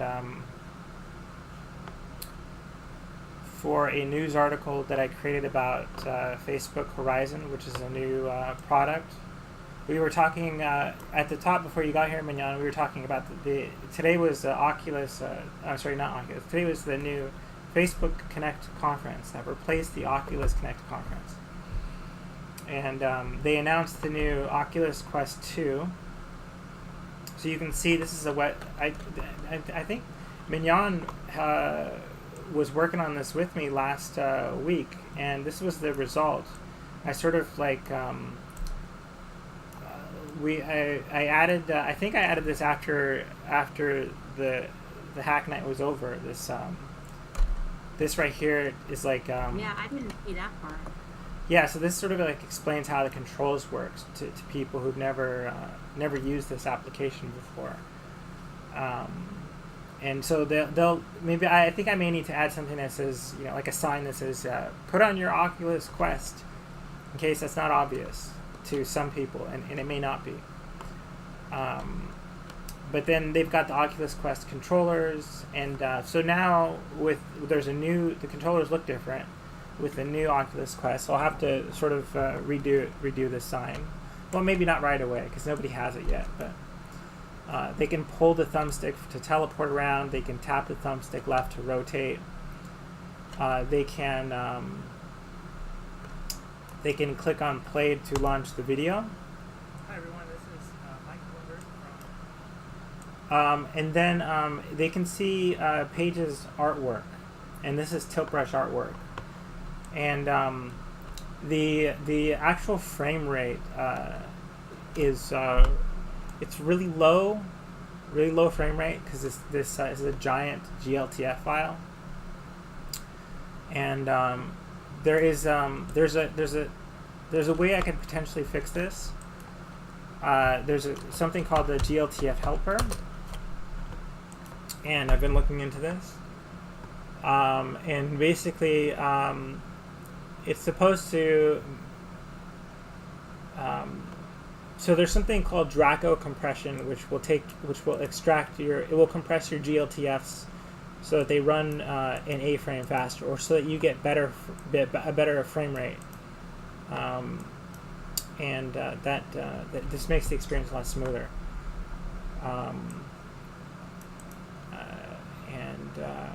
So yeah, so there's this. It's built into the Draco Compression is documented in the main sort of like A-frame documentation, and it's a little bit more complex. So you're basically you're adding the Draco decoder around. Well, you have to draw a path to your decoder, and you put that at the scene level, and then you put your GLTF model underneath that.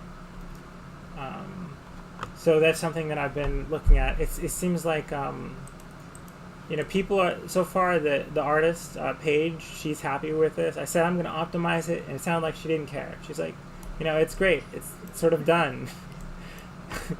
She doesn't care about performance optimization. So I mean, she didn't say it. But it's sort of like it's like, yeah, no, it was great. There's nothing to really think about any further on that.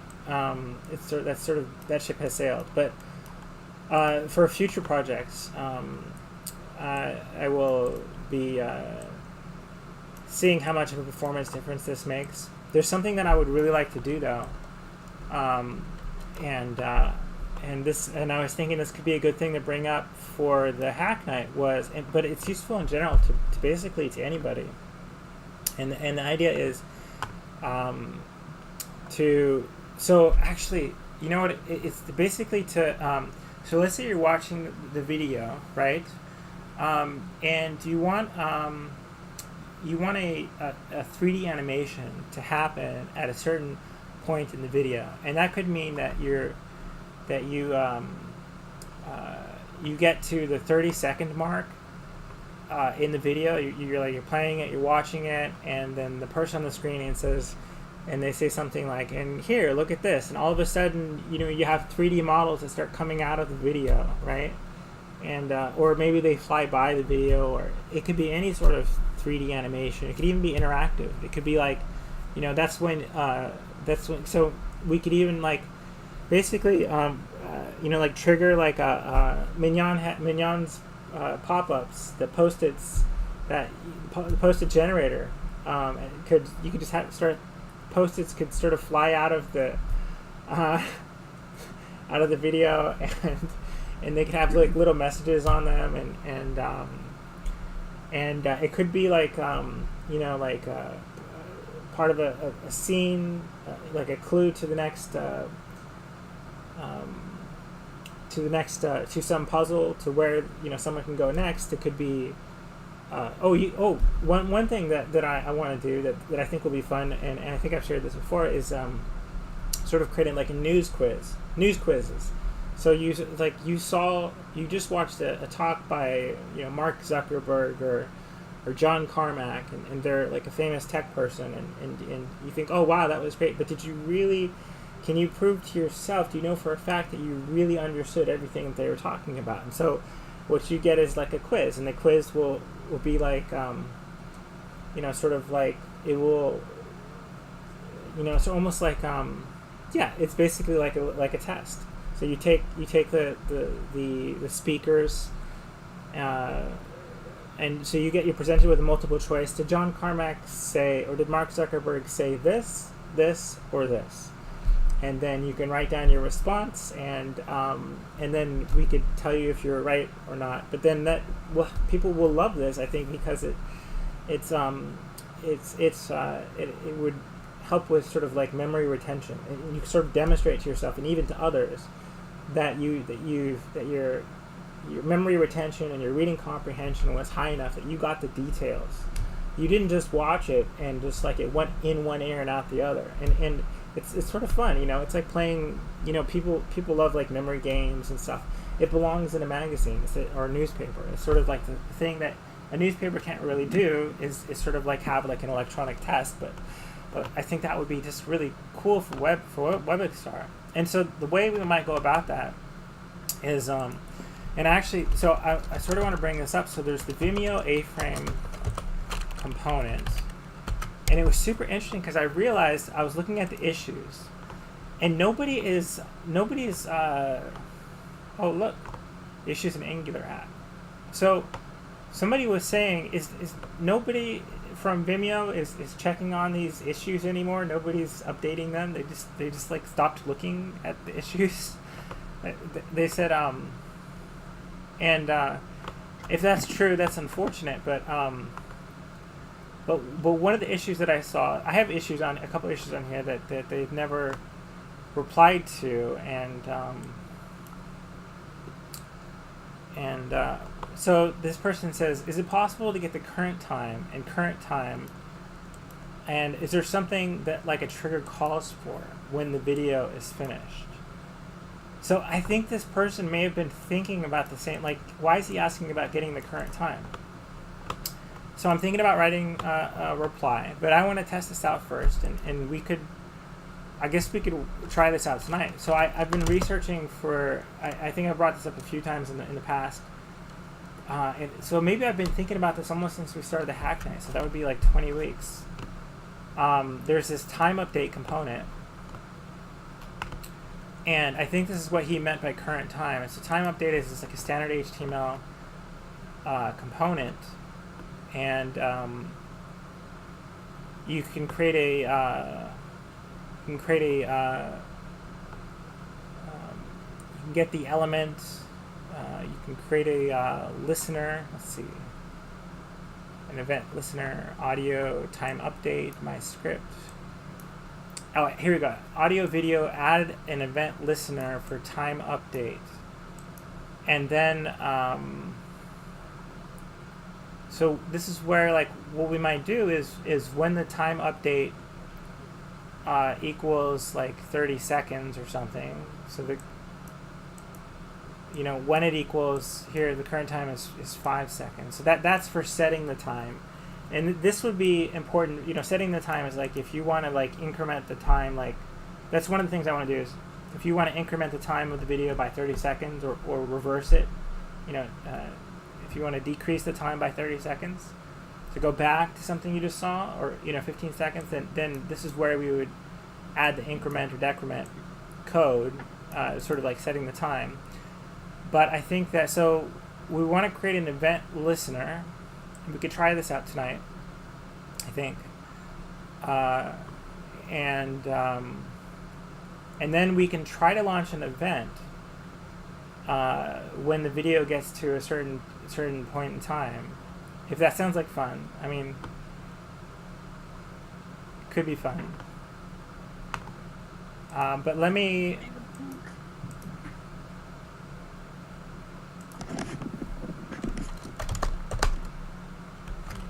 Let me remix the because I don't want to do edits to this because it's part of the article. So basically, it's sort of the article has to sort of stay the way it is. What's interesting is that page horizon. Let's go to that page that I launched. I sort of like stripped out the stuff that I sort of like simplified it. I stripped out like stuff that, you know, like the FPS and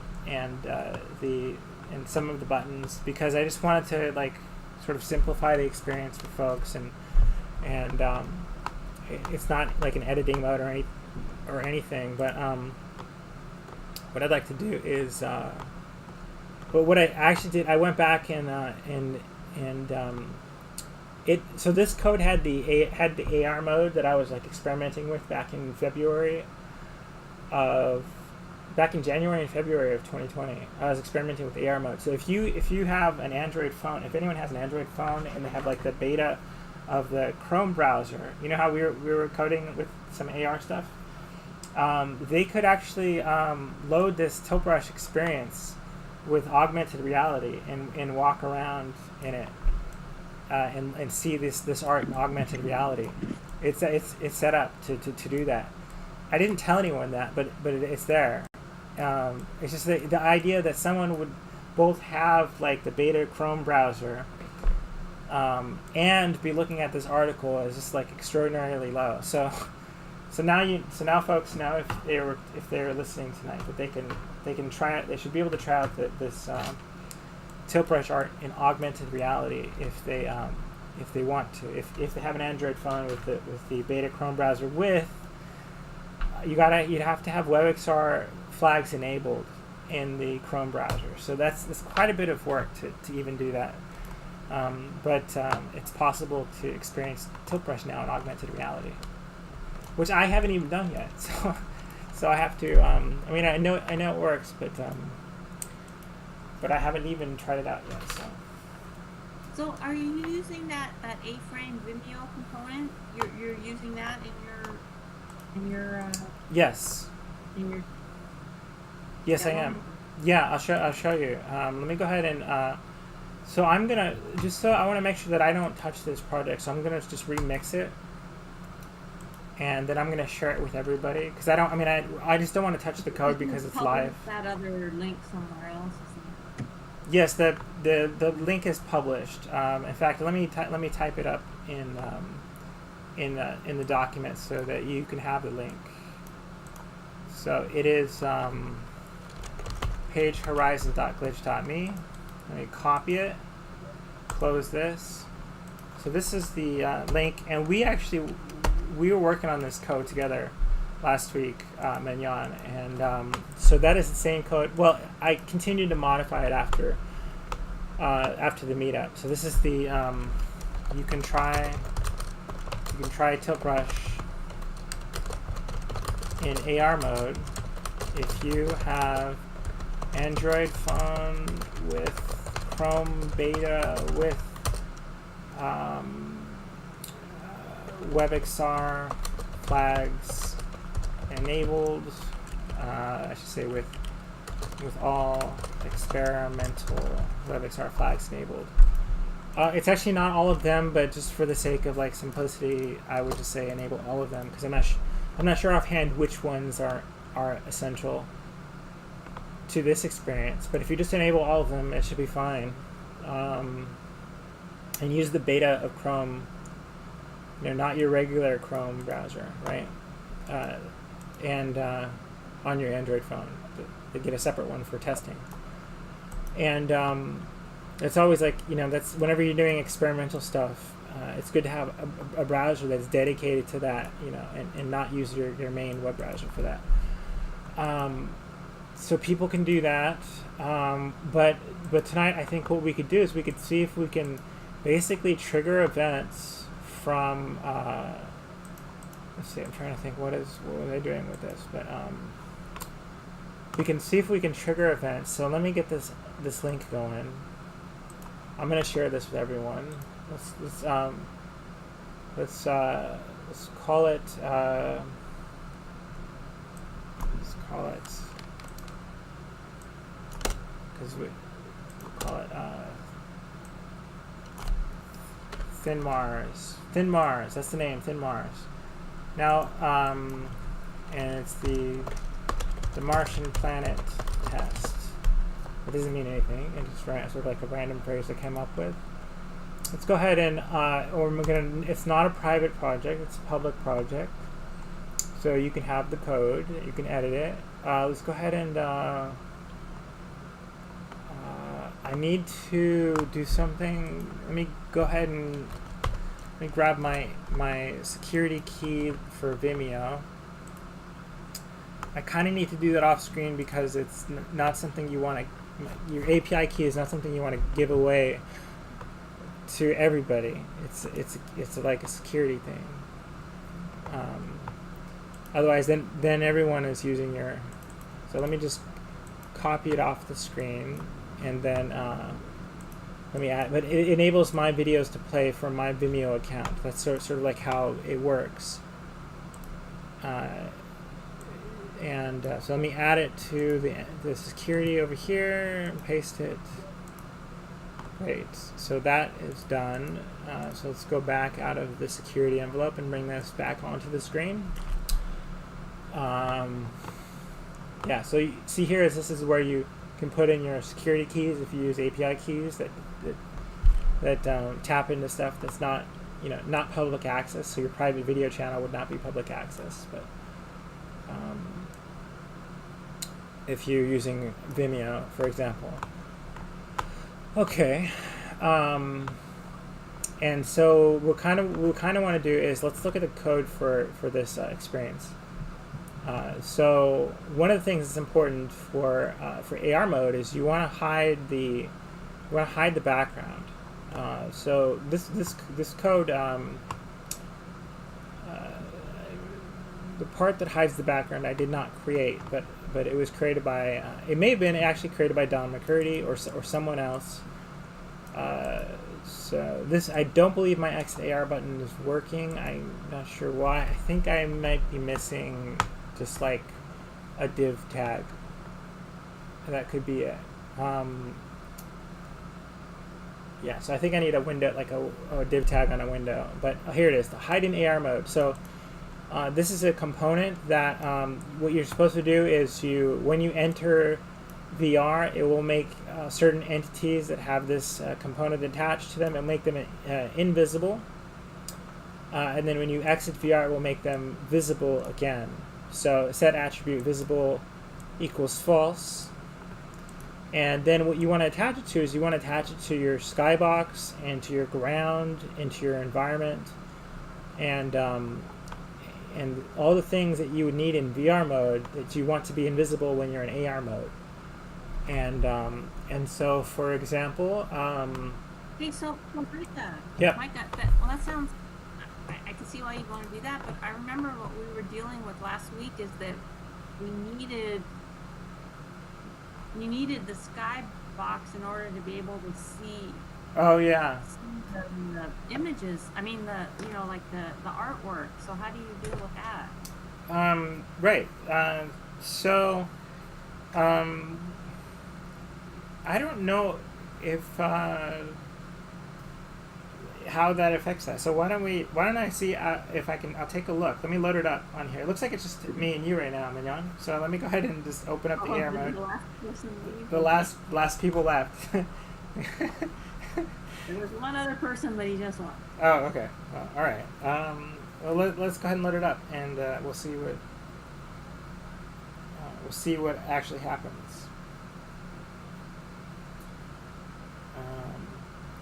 Yeah, that was amazing that people hung in that long. Yeah, I think this was a record for how many people showed up. There's 10 at the beginning. Yeah. I mean, when I got here, I think it was 10. Let's see. So Christian was our last person, and yeah, I thought it was great. A lot of good contributions today. You saw Kieran with his baby. That's cool. Yeah. Yeah, I want to look at his links, but I can't look at stuff and still listen to what's going on. So you'll do it later. You'll do it later. So I am. Well, first of all, let's go ahead and allow. So I'm loading the AR mode right now, and let's see if I can. Yep. So all the tilt brush stuff is working. Unfortunately, I wish my office was cleaner because I didn't realize that I was going to be doing the AR because it's really not that clean. So it is working. I mean, I can sort of. Oh wow! Okay. Yeah. So that is tilt brush in augmented reality, right? Yeah. Well, I mean, I have to admit, I don't think I completely understood what was going on last week, but I do remember that it made a difference, right? I mean, we had to get the environment right, otherwise we couldn't see, otherwise it was so dark that we could barely see the artwork. Yeah. So I mean, part of it could be just that, just a matter of it seems like the frame is a little bit stuck, but so maybe it's having a little bit of issue tracking the wall. The wall is a little bit more. This is a really old phone too. This phone is like 4 years old, so it's definitely not the latest hardware and software. Yeah, it's. That works. If it's 4 years old, then. Not only is it 4 years old, but this is a giant uncompressed GLTF that's totally destroying the browser's memory right now. But I thought that phones that were that old wouldn't work. I mean, wouldn't work with AR. I think this is the oldest phone that still does, and the Nexus 6P. I mean, I think that there are newer phones that don't work. Yeah, because mine's maybe 2 years old. So it's a low level phone. I think part of it is because like, I don't know which phone you have, but I think that so the Nexus was like sort of like Google's version of it. It was their phone sort of, and so the phones that were sort of under Google's house name, like those phones sort of have like special access to some of these new augmented reality features. And if your phone's not one of those, if your phone's like a Samsung or something, then that's not under Google's house exactly, I think. And I can't even remember what mine is, but it's it was not a top of the line phone when I bought it, and actually it was probably more like, might even be 3 years old. Yeah, but it's only like a select number of phones. I think there, like 4 years ago, there was somewhere between 20 and 50 different Android phones, and only like 2 of them would be compatible. So it's just basically the ones that were shipped out by Google themselves. Okay, so it's working on your phone. So that's cool. Yeah, I mean most people are. It's still like augmented reality is still like this thing that the augmented reality web is something you have to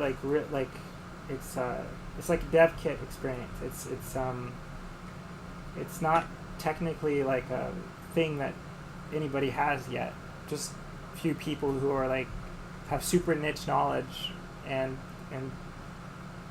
like many people. I was talking to this woman who that I just met online.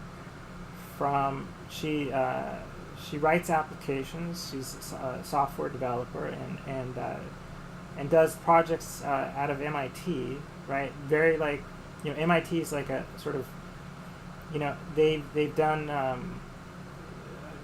that's like, you know, a university like MIT is like really involved with the nerdy stuff of the world, right? But she had never heard of WebXR. And I was like, you've never heard of WebXR? But then I was like, you know, that's actually normal. You know, that's actually really normal. Most people, I think, haven't heard of WebXR. Even someone who's like really nerdy and they're because they write software and they at MIT they may have never heard of WebXR. That's pretty interesting. That's how, you know. So we're working on stuff that most people don't know exists, just because it's just like super niche.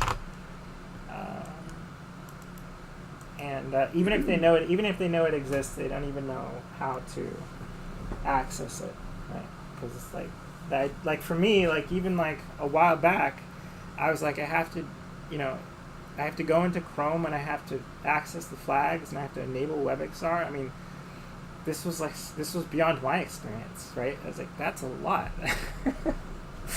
So, all right, I did it, but. Hey, Micah, since everyone else is gone, would you mind telling me a little about the Oculus or the Facebook thing and what? Yeah, you sure. said you were at that conference all day. So, what's the? So the conference was online. The important news. Okay. Let me go ahead and pull up a message that I sent a friend of mine earlier. She asked me what were my takeaways, major takeaways. So there was a ton of news today. You know, the Oculus Quest 2, the base one is $299 and the more expensive one is $399. And the difference is that the one that is for everybody has 64 gigabytes, and the one that is for some people is 256 gigabytes. So you get more memory. But they both, other than that, they're identical. They both have the same processor. The processor, the processor is a huge leap forward compared to the last Oculus. It has it's significant in terms of like it has, I believe, I think they said it's 6 gigabytes of memory. And it's technically capable of like performance that would be it would include a much higher resolution screen than the device has at 90 hertz, you know, per second. Like you could do like a 4K screen at 90 hertz, something like that. So this screen has 2K per eye, so I guess it's pushing the number of pixels that a 4K screen would have. And some of the big takeaways were, you know... So this is an improved version of the Quest, right? Exactly. It's an improved version of... It is the Oculus Quest. So the big takeaways, this is replacing not only the existing Oculus Quest, it's replacing the Oculus Rift. It's basically it's replacing the Oculus Go. So Oculus split their products into like a couple years ago they had originally they had 2 product lines. They had the Gear VR, which became the Oculus Go, and then they had the Oculus Rift. And then they came out during their Oculus Connect and they said, okay, we're going to create a third product line, and that's going to be the Oculus Quest. And actually they called it the Santa Cruz. And then they called it the Oculus Quest. But that uses a processor that's now 4 years old. That was the Snapdragon 835 processor. So it's a very old processor. It's like their phones 4 years ago had that processor in there.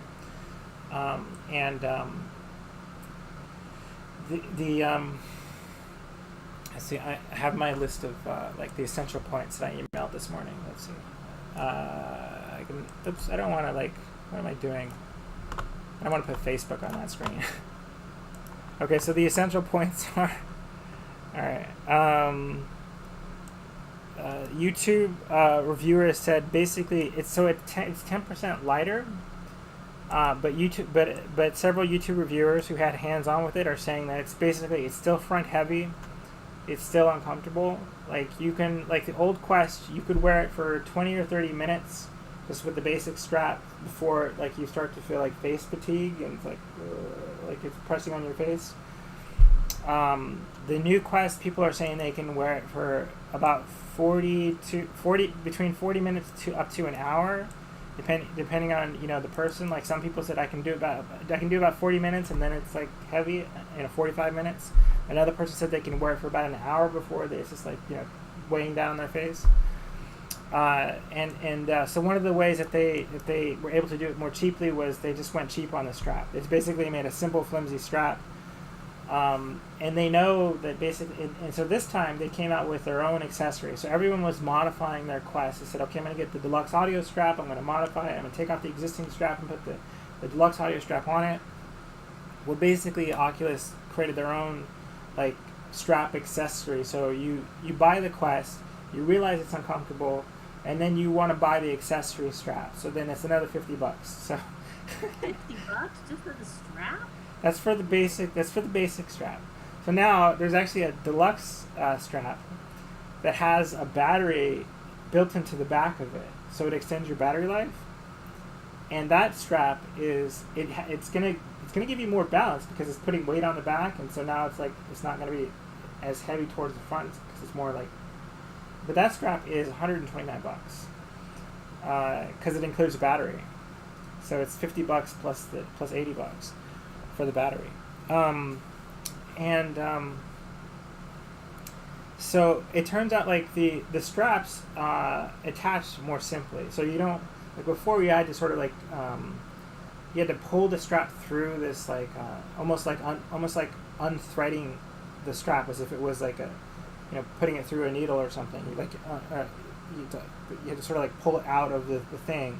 Now it sort of like comes out off the side in a more simple way. So it's sort of like the strap sort of cups onto the side and sticks on there real well.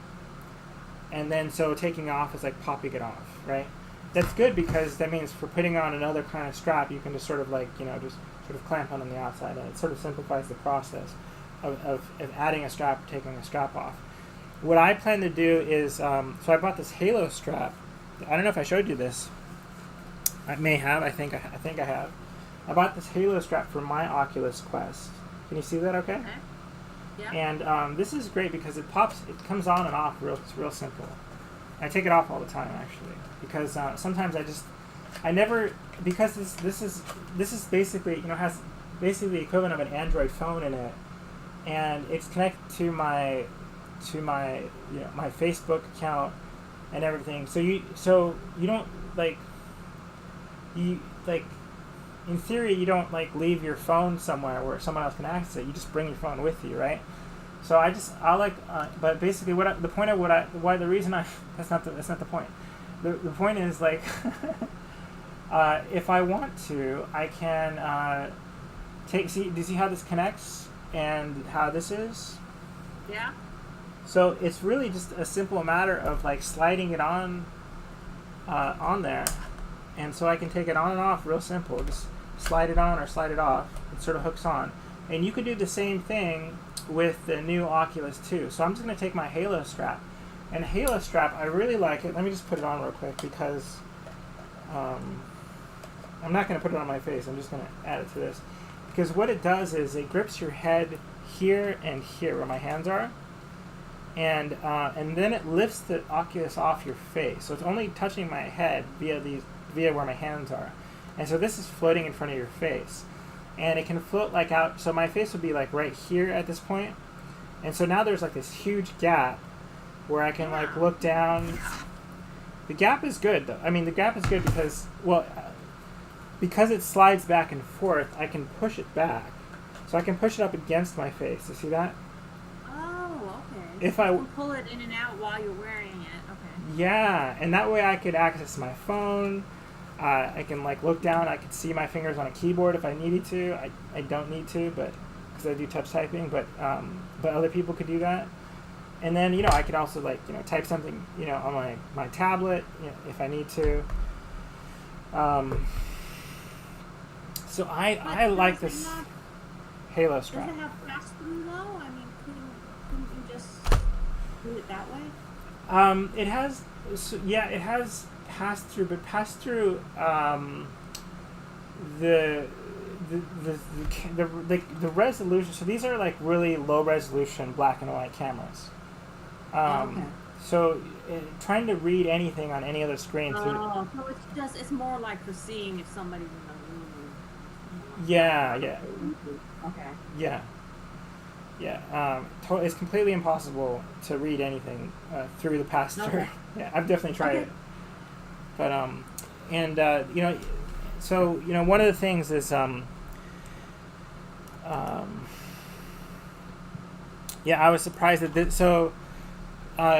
they announced that it has this high resolution, but it was clear, like after seeing John Carmack's talk. So he was the CTO of Oculus, and now he calls himself the consulting CTO, which is probably the same job he had before, anyways.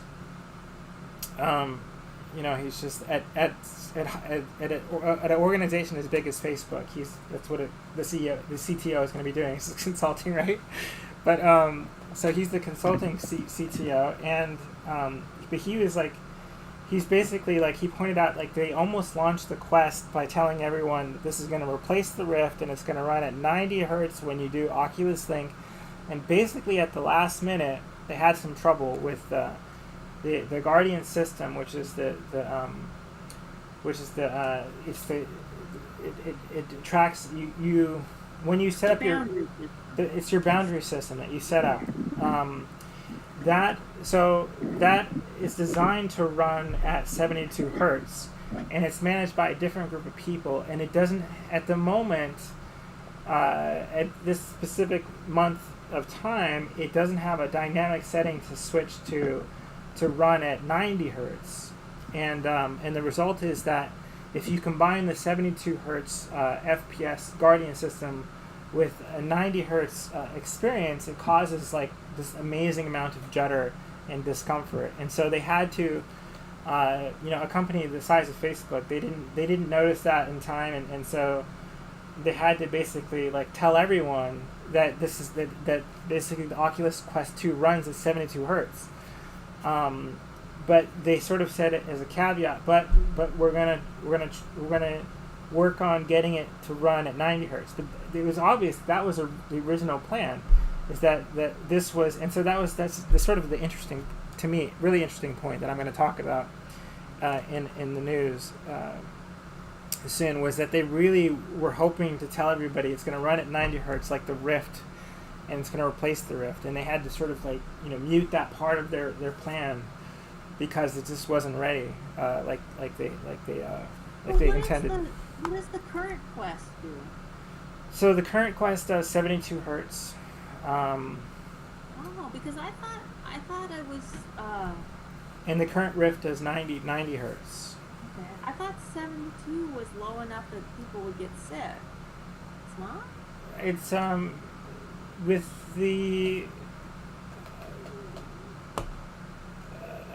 with the technologies that they've added over the years, it's a pretty doable situation. Like they have like space warp, time warp and space warp technologies that they've been working on, where you sort of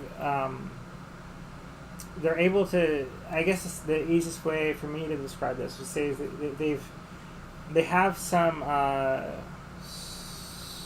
stuff that sort of maintains the sort of core frame rate of your experience bubble to a certain comfort threshold, and then so other stuff can, if you could have breakdowns in the frame rate, it's not going to affect your personal experience as much, because you're sort of like your direct experience is sort of like insulated now.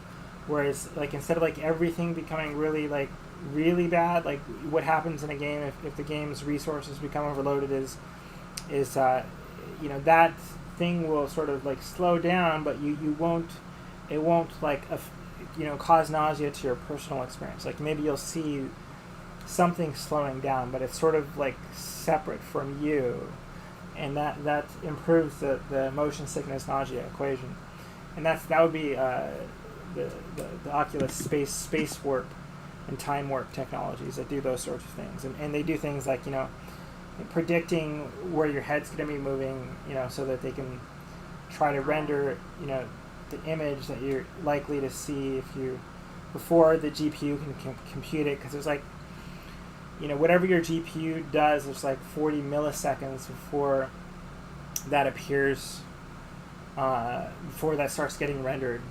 So the GPU, so there's a lot of stuff that happens that's sort of like predicting where you're, in terms of your interactions. There's a lot of stuff that's predicting what your hands might be doing, and where they might be, and anyway, for engineers, John Carmack's talk is just really interesting, because he dives in. All of his talks are really interesting for people who are like more on the engineering wavelength, because he just dives into these, like, he has these like amazing ideas that are like they're just abstract, and they're abstract in a way like they could apply to the Oculus Quest, or they could apply to building rockets, or or new kinds of engines. Like, he's really an interesting speaker to listen to if you for people who are more on the engineering side of things. So you said they said that this is replacing the Rift. Well, that was it was clear after listening to John Carmack that was originally what the plan was. They would have, if they'd had the 90 hertz ready today, that they would have announced it as the ultimate replacement for the Rift, because that is basically the long-term vision, is that this Oculus Quest 2 is the convergence of the Oculus Go, the Oculus Quest, and the Oculus Rift S are all being canceled, and they're all being replaced by the Oculus Quest 2. Which isn't ready yet. Okay. Well, it's going to be launched. Well, it's going to be. It's sort of partially ready. It's going to be shipping on October 13th, running at 72 hertz. And then hopefully within a matter of months, they're going to have the 90 hertz working, because that's just a matter of creating a system for the Guardian that basically they have to get Guardian running at 90 hertz, and then they have to tell the Guardian system that when you're running a program at 90 hertz, the Guardian also has to run at 90 hertz, and that's just like they call it the dynamic Guardian, but that doesn't seem like that's going to be that hard for them. So I hope so they can do all the software, and they don't right. They can use the current hardware. Yeah, and the exciting thing is that this headset is capable of running at 120 hertz. And now, what's interesting is that the games that run on this hardware, obviously there's a mobile phone processor in it. Even though the processor is 4 years newer and it's much more powerful than the processor in the Samsung. That's still not enough to really. Do like 120 hertz across the board. For most of the applications, you can upscale them to 90 hertz, and it's going to handle it fine. So there's going to be, what John Carmack was saying was that there's going to be a few situations where you have apps that would really benefit, like high performance apps like Beat Saber. Do you know that one where you have the two swords? So that is an application where you move so fast in that game that being able to run at 120 hertz would make a big difference in terms of the competition and the experience you have with multiple people. So they're gonna try to get 120 hertz working for a few select games. They're gonna try to get it working for the main interface for the Oculus browser. And the Oculus browser is becoming part of what's being called Infinite Office, where you're passed through... Infinite what? Infinite Office. So Infinite Office is like, right now with Oculus browser, if you remember when I was doing the hand tracking, I had 3 tabs open. Well, everything else can be passed through. I don't think I showed the pass through on the video when in the meetup, but basically I'm assuming you've seen pass through somehow. Yeah, I mean, mine actually does a little bit of pass-through. Yes, yeah. Primitive, but I've seen it, yeah. You have the flashlight pass-through, right? Yeah. So, you know, for the Quest, the pass-through is, you know, it's black and white because obviously these are just low-resolution black and white cameras, right? And it comes out of the two bottom ones. It's not made out of the top, but it's they take the two feeds and they interpolate what the viewpoint would be based upon the IPD that you have set up, selected. So they're giving you a viewpoint that's not true from the camera, but it's basically like re-rendered to predict what your viewpoint would look like from about your eyes, and not only from your eyes, but about from in terms of IPD, but in terms of like the distance. So if it's what I've done is I've sort of like experimented with like when you're looking through the pass-through, like your controller in the pass-through lines up perfectly with your controller outside the pass-through. Like it is like one-to-one, like precise in terms of like even though this is like it's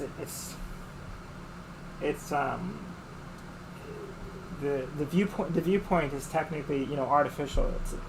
It's interpolation, but they've done some really impressive work with it, because the viewpoint, it's not like putting your eyeball on this surface. It's like your eyes are where they are. So that's really neat. Right. And let's see, I also wrote that so it's going to have 90 hertz support, but it's also going to have 120 hertz support, and that matters in terms of like using it as your PC VR headset. So you know, the PC, you know, you get this, like there's the new news from NVIDIA was that they're shipping a new line of graphics cards. The 3000 series, the 3090 is the new flagship graphics card, and it's more than twice as powerful as the previous generation of graphics cards. It's you could see John Carmack lighting up. He was just really impressed with from an, well, he's a big enthusiast of rockets and fast cars and everything powerful, and this is just one of those like frontier technology things that just surprised everyone. The new NVIDIA graphics cards, and because they really they take the performance to the next level. Yeah, and it's just a surprise. Like, I don't know if you like have looked Wait, but so they're talking about, so this would be for the next model of Quest then? No, so you know, so John Carmack's vision that he's been talking about for years always has been sort of like about having one headset that would have sort of like, you would have VR applications that ran on it, like lower end VR applications like the Oculus Quest, but then you could plug it into a PC to take advantage of the power of a PC. Oh, so the NVIDIA chips you're talking about would be in your laptop. Yes. Oh, okay. Yeah, or either in your laptop, you know, or if you wanted to, like, you know, if you want to really run the NVIDIA card at 500 or 600 watts, you know, in your desktop, right? If you want to absolutely max out what you can get out of that. And so, yeah, plugging it into your laptop would be a common use case. And then just like the Microsoft Mixed Reality, you're going to be able to, you know, because, you know, the next... even in the next 2 years, we're not going to have a mobile processor that approaches like the GPUs from 4 years ago. Like the GTX 1080 is still massively more powerful than what phones will be in 2 years. So there's a tremendous opportunity there to, and I think that, you know, it's just because computers have more space. The more space means you have different, and they're plugged into the wall, so they have more power, and so you can fit more. You can fit larger GPUs in your computers and GPUs that consume more power, but also GPUs that have different. Cost more. There's more costs, right? But and the other and the fourth thing is thermal. So John Carmack was saying that that the thermal constraints of the Quest 2, they're not like optimized as much as he wants, as much as he thinks that they could get. Like, he's the guy who builds rockets, in his spare time, right? He's like a super engineer, and he builds sports cars, right? This is, he's Great. he's one of the he's one of the Iron Man, right? one of the superheroes of the tech world. But he was saying it doesn't you don't necessarily need to put like his VR headset probably has nitro in it, like a supercar. And it's super cool. And he's like saying, okay, we don't need to go that far for like consumer headset. That would be nice to have a boutique headset that costs a couple $1,000s, but he thinks it's the right decision for Oculus to focus on the $300 headset. Because like the whole reason we're able to have a GPU that is the GPU industry is able to create a $1,500 GPU like the NVIDIA 3090 because at the same time it's able to produce a $100 GPU, and that $100 GPU ends up paying supporting like the whole infrastructure. The $100 GPU is what most people in the world end up buying. And that allows us to have these higher-end boutique GPUs that a much smaller number of people buy, but it just wouldn't be economical if that was the only product. But he's saying, he thinks that they could go to another level, and like they've got a fan in this one. That was a big innovation, putting a fan in the Quest, and they've got another fan going in the Oculus Quest 2. But he's like, Does it make noise? I didn't know they had fans. Yeah, they do have fans. It doesn't. Hear them? No, it doesn't make any noise. And he also commented on it. So like he's like, yeah, there's basically two kinds of fans, and some of them make noise and some of them don't. And they all make noise, but the ones that there are fans that are like it's about the weight of the fan. So once a fan crosses a certain threshold of weight, it's like, the difference between a regular fan and a jet engine fan. It's just a different kind of fan. And so there are fans that are definitely louder, and but it's not. And that's not the only thing. You basically you do some 3D thermal imaging of your product that you're shipping at a consumer level, and you see where the hot spots are. And then you test like fans in different locations and heat sinks in different locations and vents in different locations, and so he's sort of like, he's like saying, he just wants there to be more work on that, because unfortunately they're not going to be able to get the most out of the chipset that is actually possible with the XR2 chipset, just because of the thermal limitations of the design of the case and the placement of the fan, the heat sinks, etc. Like, it's just not thermally optimized.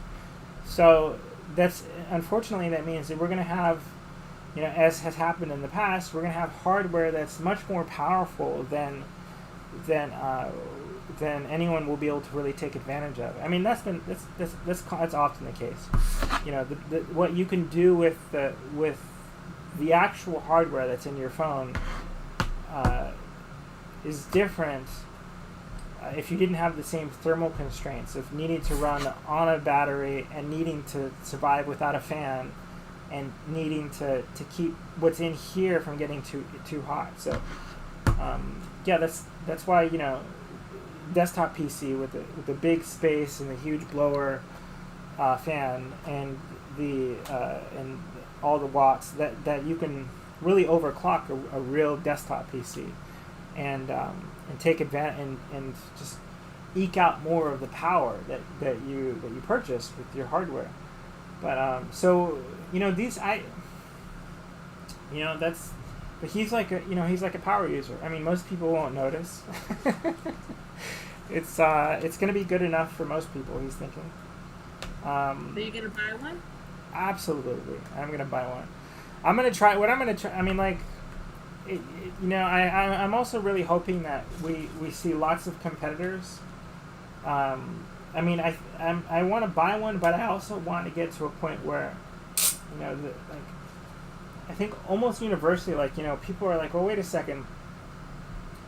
Facebook has this like long issue of with data, with the community is sort of like, the community of people in the world are not happy with how Facebook uses data and how data gets used that Facebook collects, and they don't like this. Data is, it's the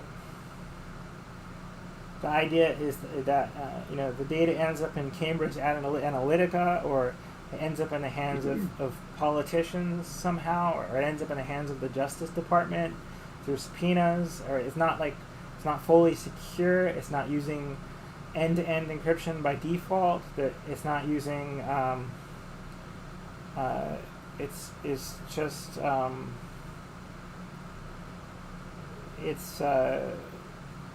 and so what you have is a situation where, a VR headset has so many sensors on it, and these sensors can do things like there's the YUR fitness application that you can get on SideQuest, and you can use it to track your heart rate and track. You're basically using the sensors to estimate your heart rate and how many calories you're burning, and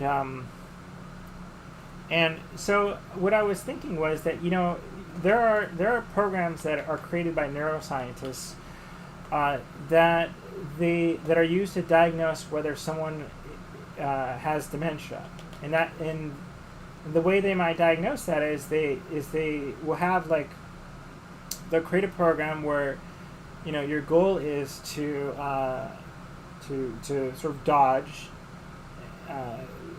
obstacles that are coming towards you. You can step to the right, you can step to the left, and when they have a patient that is having an extreme amount of difficulty with certain tasks, certain physical tasks, dodging certain things, compared to the rest of the population, then that neuroscientist might consider that information in the course of giving them a dementia diagnosis, that maybe early onset Alzheimer's diagnosis. So the potential there is for your VR headset to give you a medical diagnosis, or to collect the sensor data that a company like Facebook could use with their AI software to give you a medical diagnosis. They might be able to use a deep learning analysis of your heart rate data and your physical activity to eventually figure out which of the Facebook users have been prescribed Ritalin, because Ritalin, is a stimulant that is given to people who have attention deficit disorder, but it increases your heart rate, and in some cases people will, it'll change how much physical activity they have. And so this hasn't been done before in the history of medical research, where there's biometrics have been able to successfully detect whether or not someone is on a specific drug. That's beyond the frontier of medical research still, but it's possible. So with enough data and with deep learning, we could eventually figure out, okay, well, based upon how you use Beat Saber, you're on a stimulant. and that has a lot of interesting implications. So for example, that could mean that a pharmaceutical company could say, okay, we want to send advertisements to anyone who might be using stimulants, to use our stimulants. We want to that person, we want to target a demographic that we have a new stimulant that replaces Adderall with we call it Adderall Plus, and we want to just send this advertisement to anybody who has a faster heart rate in Beat Saber than that indicates they might be using drugs, medically prescribed drugs or otherwise. And so there's that. But then the other side of it is, well, okay, so the Justice Department, the Trump guy or whoever can say, okay, well, I want to have subpoenas for anyone who seems like, we're going to do a mass surveillance project, and we're not going to tell Americans about it, and we're going to force Facebook to hand over the data on everybody who's using drugs, and we're going to be able to detect that with sufficiently advanced biometric sensors and artificial intelligence. And that's just really interesting to think about. That is a technical possibility. And so you see Michael Abrash, who talks about these new augmented reality glass sensors that they're going to be rolling out, and he says we're going to be testing out these glasses. They don't have any display in them, but they have all these sensors. They have cameras, and they're going to be doing eye tracking, and we're going to be sort of like looking at what we're going to be capturing the world as someone walks through it, and we're going to be capturing what they're looking at, and we're going to be doing sort of like data analysis on the privacy implications of basically being able to create a map of the world and a map of what the user is looking at. And then we need to think about protecting that information, because there's still no VPN on the Oculus Quest. There's no VPN on the Oculus Quest 2. And so there are hacks like the man-in-the-middle attack, which is a WPA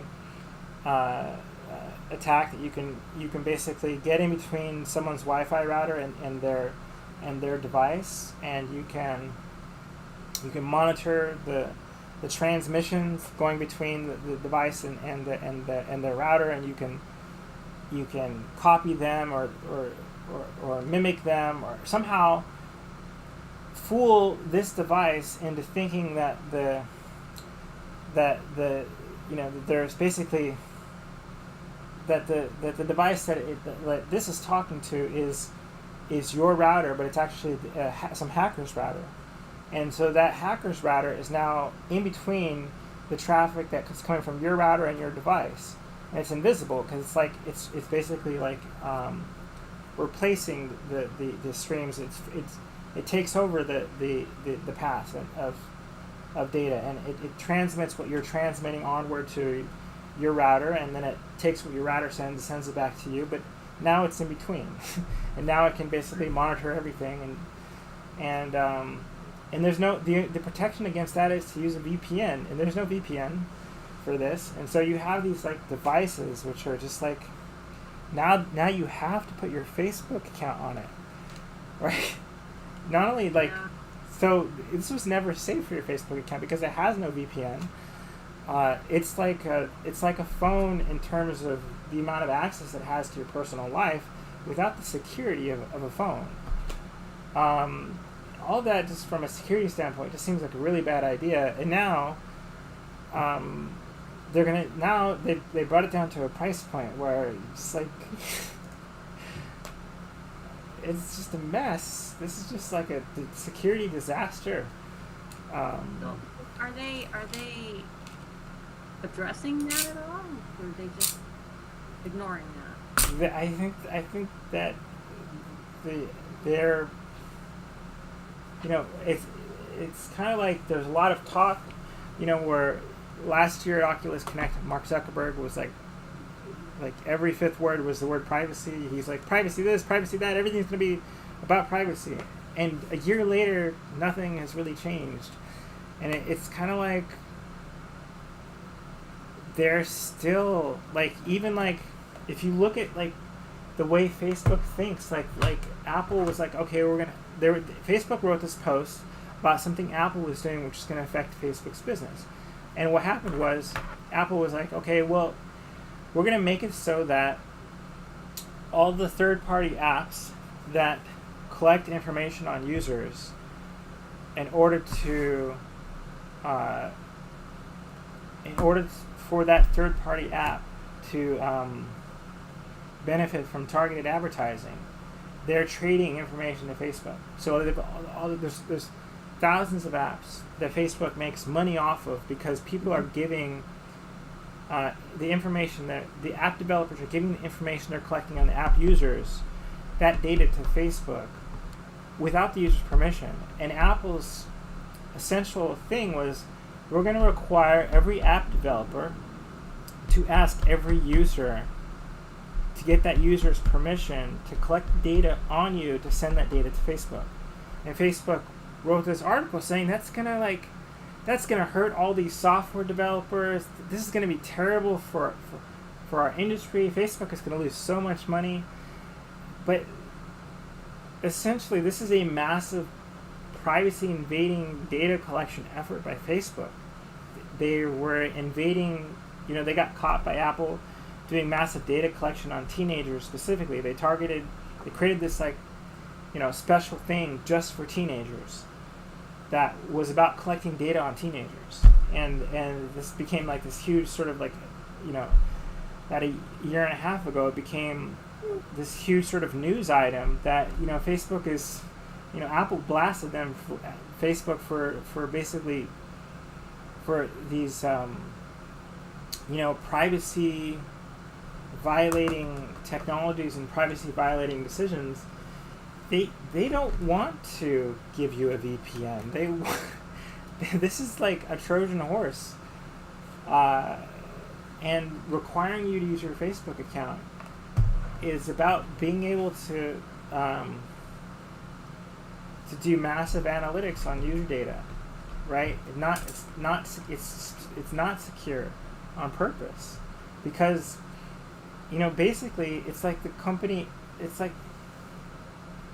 shares the motivation and values of black hat hackers, right? It's like their products are designed to hack people.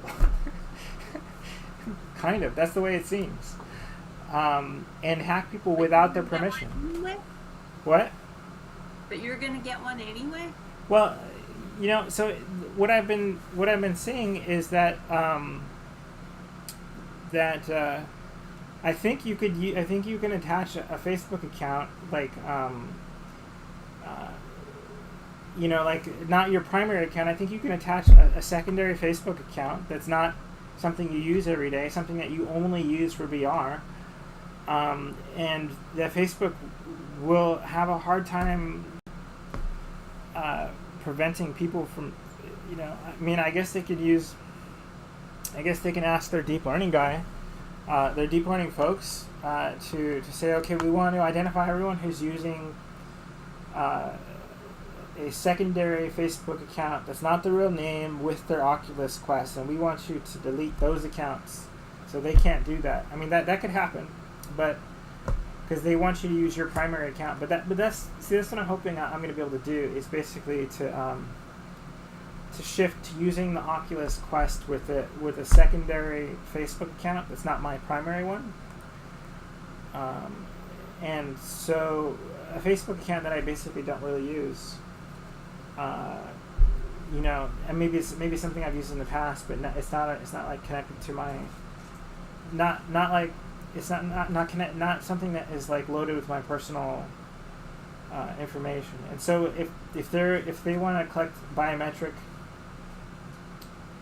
data for a Facebook account that is a secondary one, that's not a I don't know.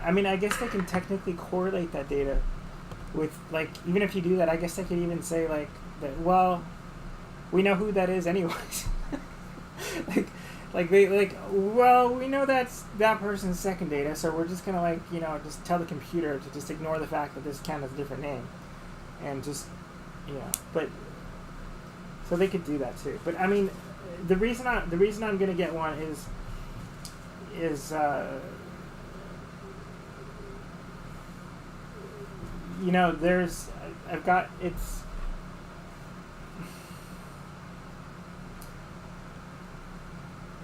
there is nothing else on par with it at the moment, and I'm really hoping that changes. I'm hoping that we'll get like Microsoft will talk to its licensees like HP, and they'll talk to Qualcomm, and they'll build a Microsoft mixed reality competitor to the Quest 2 that uses basically the same processor probably, and uses the really nice the next generation of the Microsoft tracking, which is much better than the one you have. That's the HP G2 tracking, and it's improved a lot. And if you combine basically the core of this unit is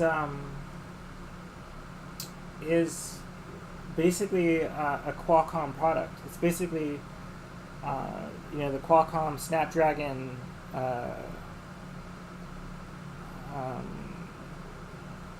XR2 processor, and then Oculus picked the screen that they wanted, and they added the Oculus tracking system, and then there's the Oculus home library interface, which is their UI, and then the applications are mostly made with a combination of Unity and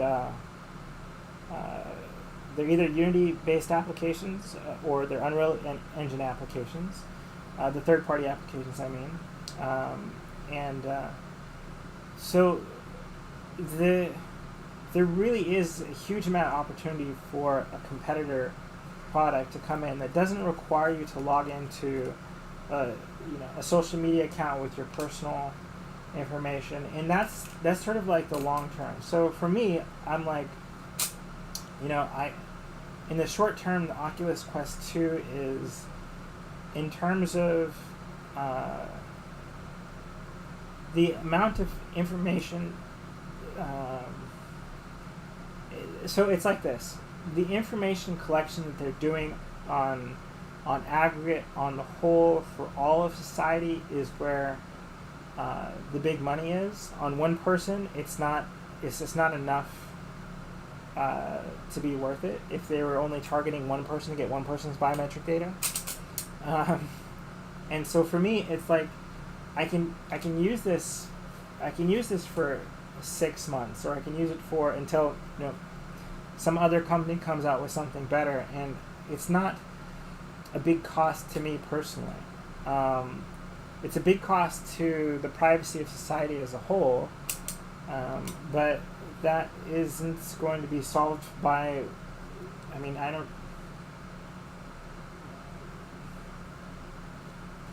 just noticing that it says Go Quest VR on it, but that's the Halo strap. It's kind of like, it's time for there to be a competitor to this, that replaces this, and I'm kind of thinking that,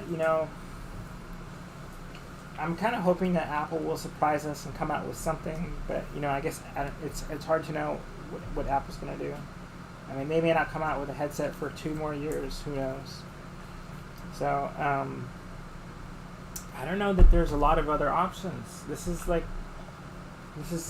kind of like the only game in town really that's running at the Oculus Quest 2 is the only thing that's like for the price and for the function. To have something that's a portable VR system, there isn't yet really another alternative that is bringing the same sort of value. It's like, at some point the iPad was the only thing that approached the experience of the iPad. The only thing that had the same value proposition. There was nothing else that competed with iPad in that category. And so I see it in terms of like, for a short term, for 6 months, I think that having a Quest 2 would be 6 months, maybe even a year, but I'm really going to be like hoping that that a competitor is going to come out and it won't require the same sort of problematic, privacy arrangement. The big victim is society as a whole, right? For individual people, we're talking about things that governments do on the scale of entire populations, things that corporations do on the scale of entire populations. And I don't know. I think that I would personally be fine with using it for another 6 months to a year.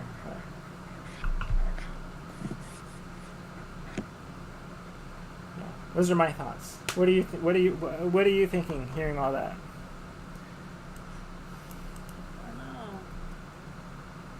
Probably, I'm not going to sign up to buy one right now. But if mine, one I have now, stops working, then I guess I'd probably buy a Quest. Because, like you said, there's not really anything else. Not at the moment, not really.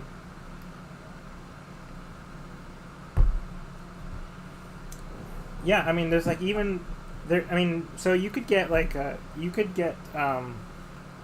Valve Index. But that's it's like $1,000. $1,000, yeah. The HP G2 is $600, so you could go that route. The Quest is. I don't know what that is. What is that? Oh, let me get a link. So Hewlett Packard G2 is HP G2. It's called the HP Reverb G2, and I have a good link here. Is that a Windows Mixed Reality one or no? Yeah, it's the next generation Windows Mixed Reality. So let me send. Let me find the document. Where is the document? Here we go. Okay, so next gen Windows Mixed Reality. So it's Windows Mixed Reality, but the tracking is next level, and it has basically a 4K screen, or a screen that's about 2K per eye, or comparable to the Oculus Quest. But it's really not approaching the same value as the Oculus Quest. Well, except for the fact that it doesn't require a Facebook account. But you don't get hand tracking still with the G2. Do you see the link? It's a YouTube link there at the bottom of the document. Oh, in the document. Yeah. Yeah. All right. HP G2. Yeah. Are there any links in the chat that we should copy over to the document? I can look.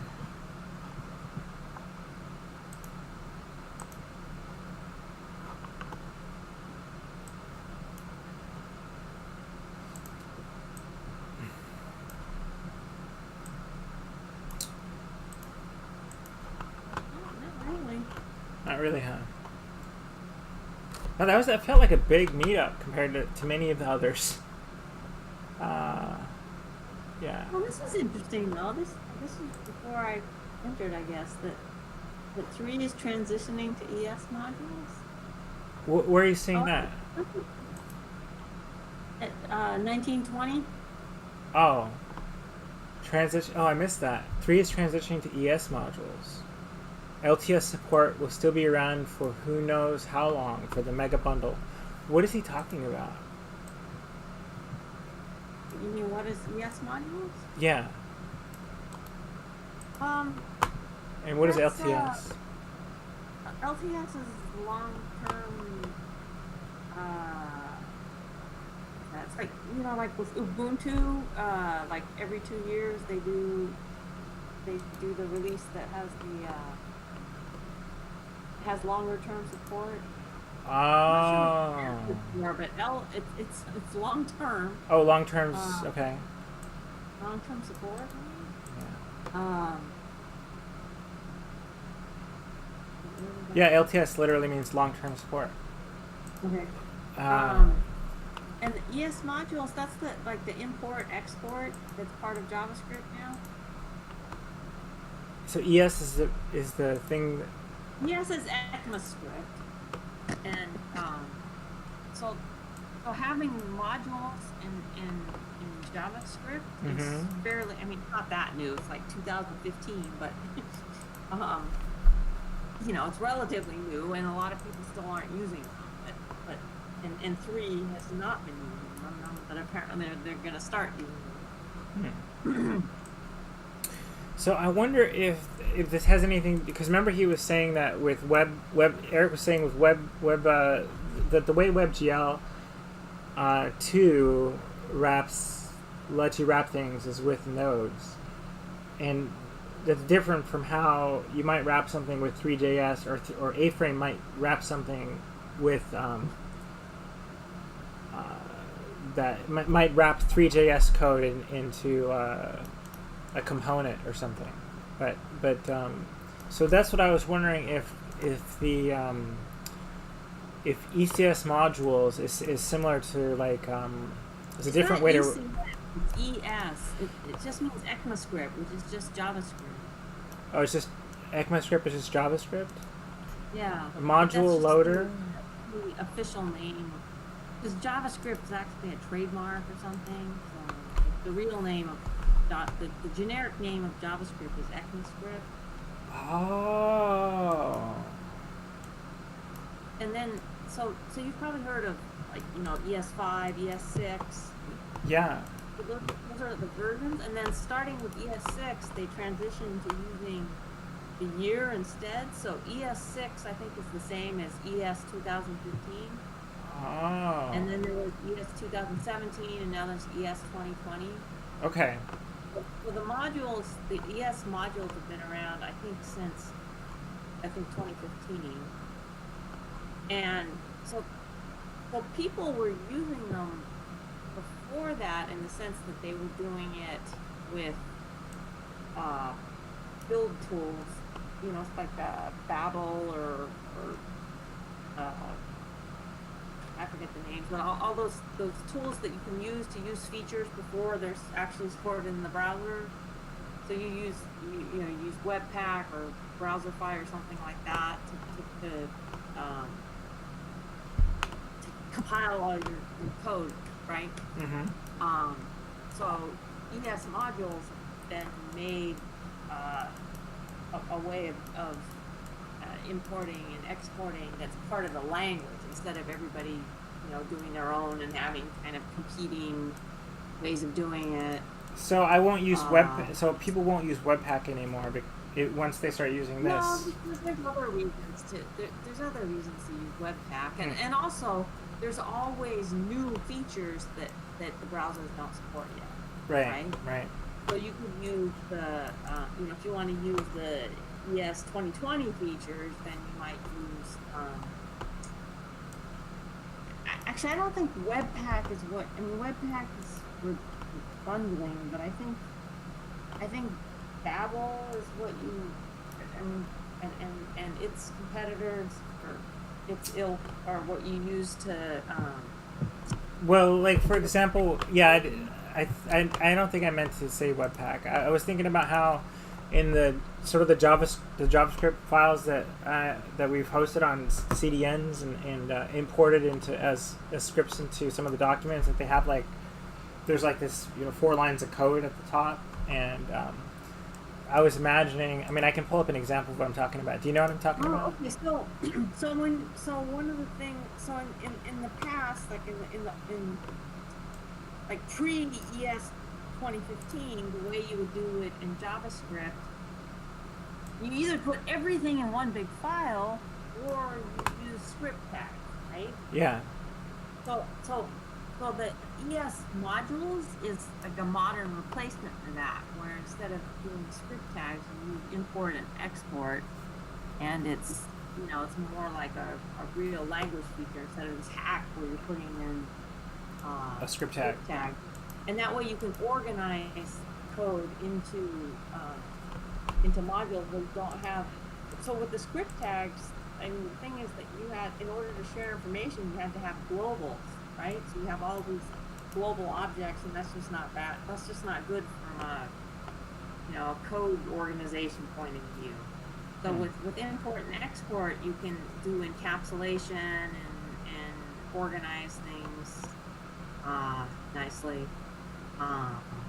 But Threejs, they started writing that long before ES modules were part of the language. So of course they weren't using them then. So if you're not using them, then it can be a big task to change to using them for no apparent benefit if you've already got code that's working. Yeah. But I guess they're doing it. Which doesn't surprise me at all, because I can see that 3 has a history of keeping up to date with the, you know, With web standards?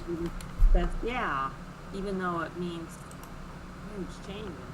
I wonder where the news is for Three.js, because I mean, there's a Three.js website, and Eric was saying he always has he reads the latest Three.js news, but I wonder where maybe I should shoot him a message. I wonder where he's getting that.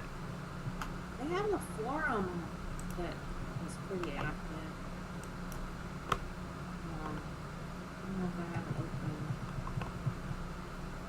I didn't realize they had a Discord. Of course they have a Discord. I just joined the Discord. It's kind of like late. Yeah, but I think they're. Well, actually, I don't know about their Discord, but their forum is very active. Which forum? Just on the main webpage? No, well, I mean, you can get there. Yes. Because there's a Three.js on Facebook, a Facebook group. Oh, it is. Oh, it's a. You're right. It's discourse, not Discord. Oh, you're using a discourse. Okay. There is a Discord, but there's also a discourse, you're saying? Okay, I just put it in the chat. Okay. Oh, the chat. Okay, let me go over to the chat. Here we go.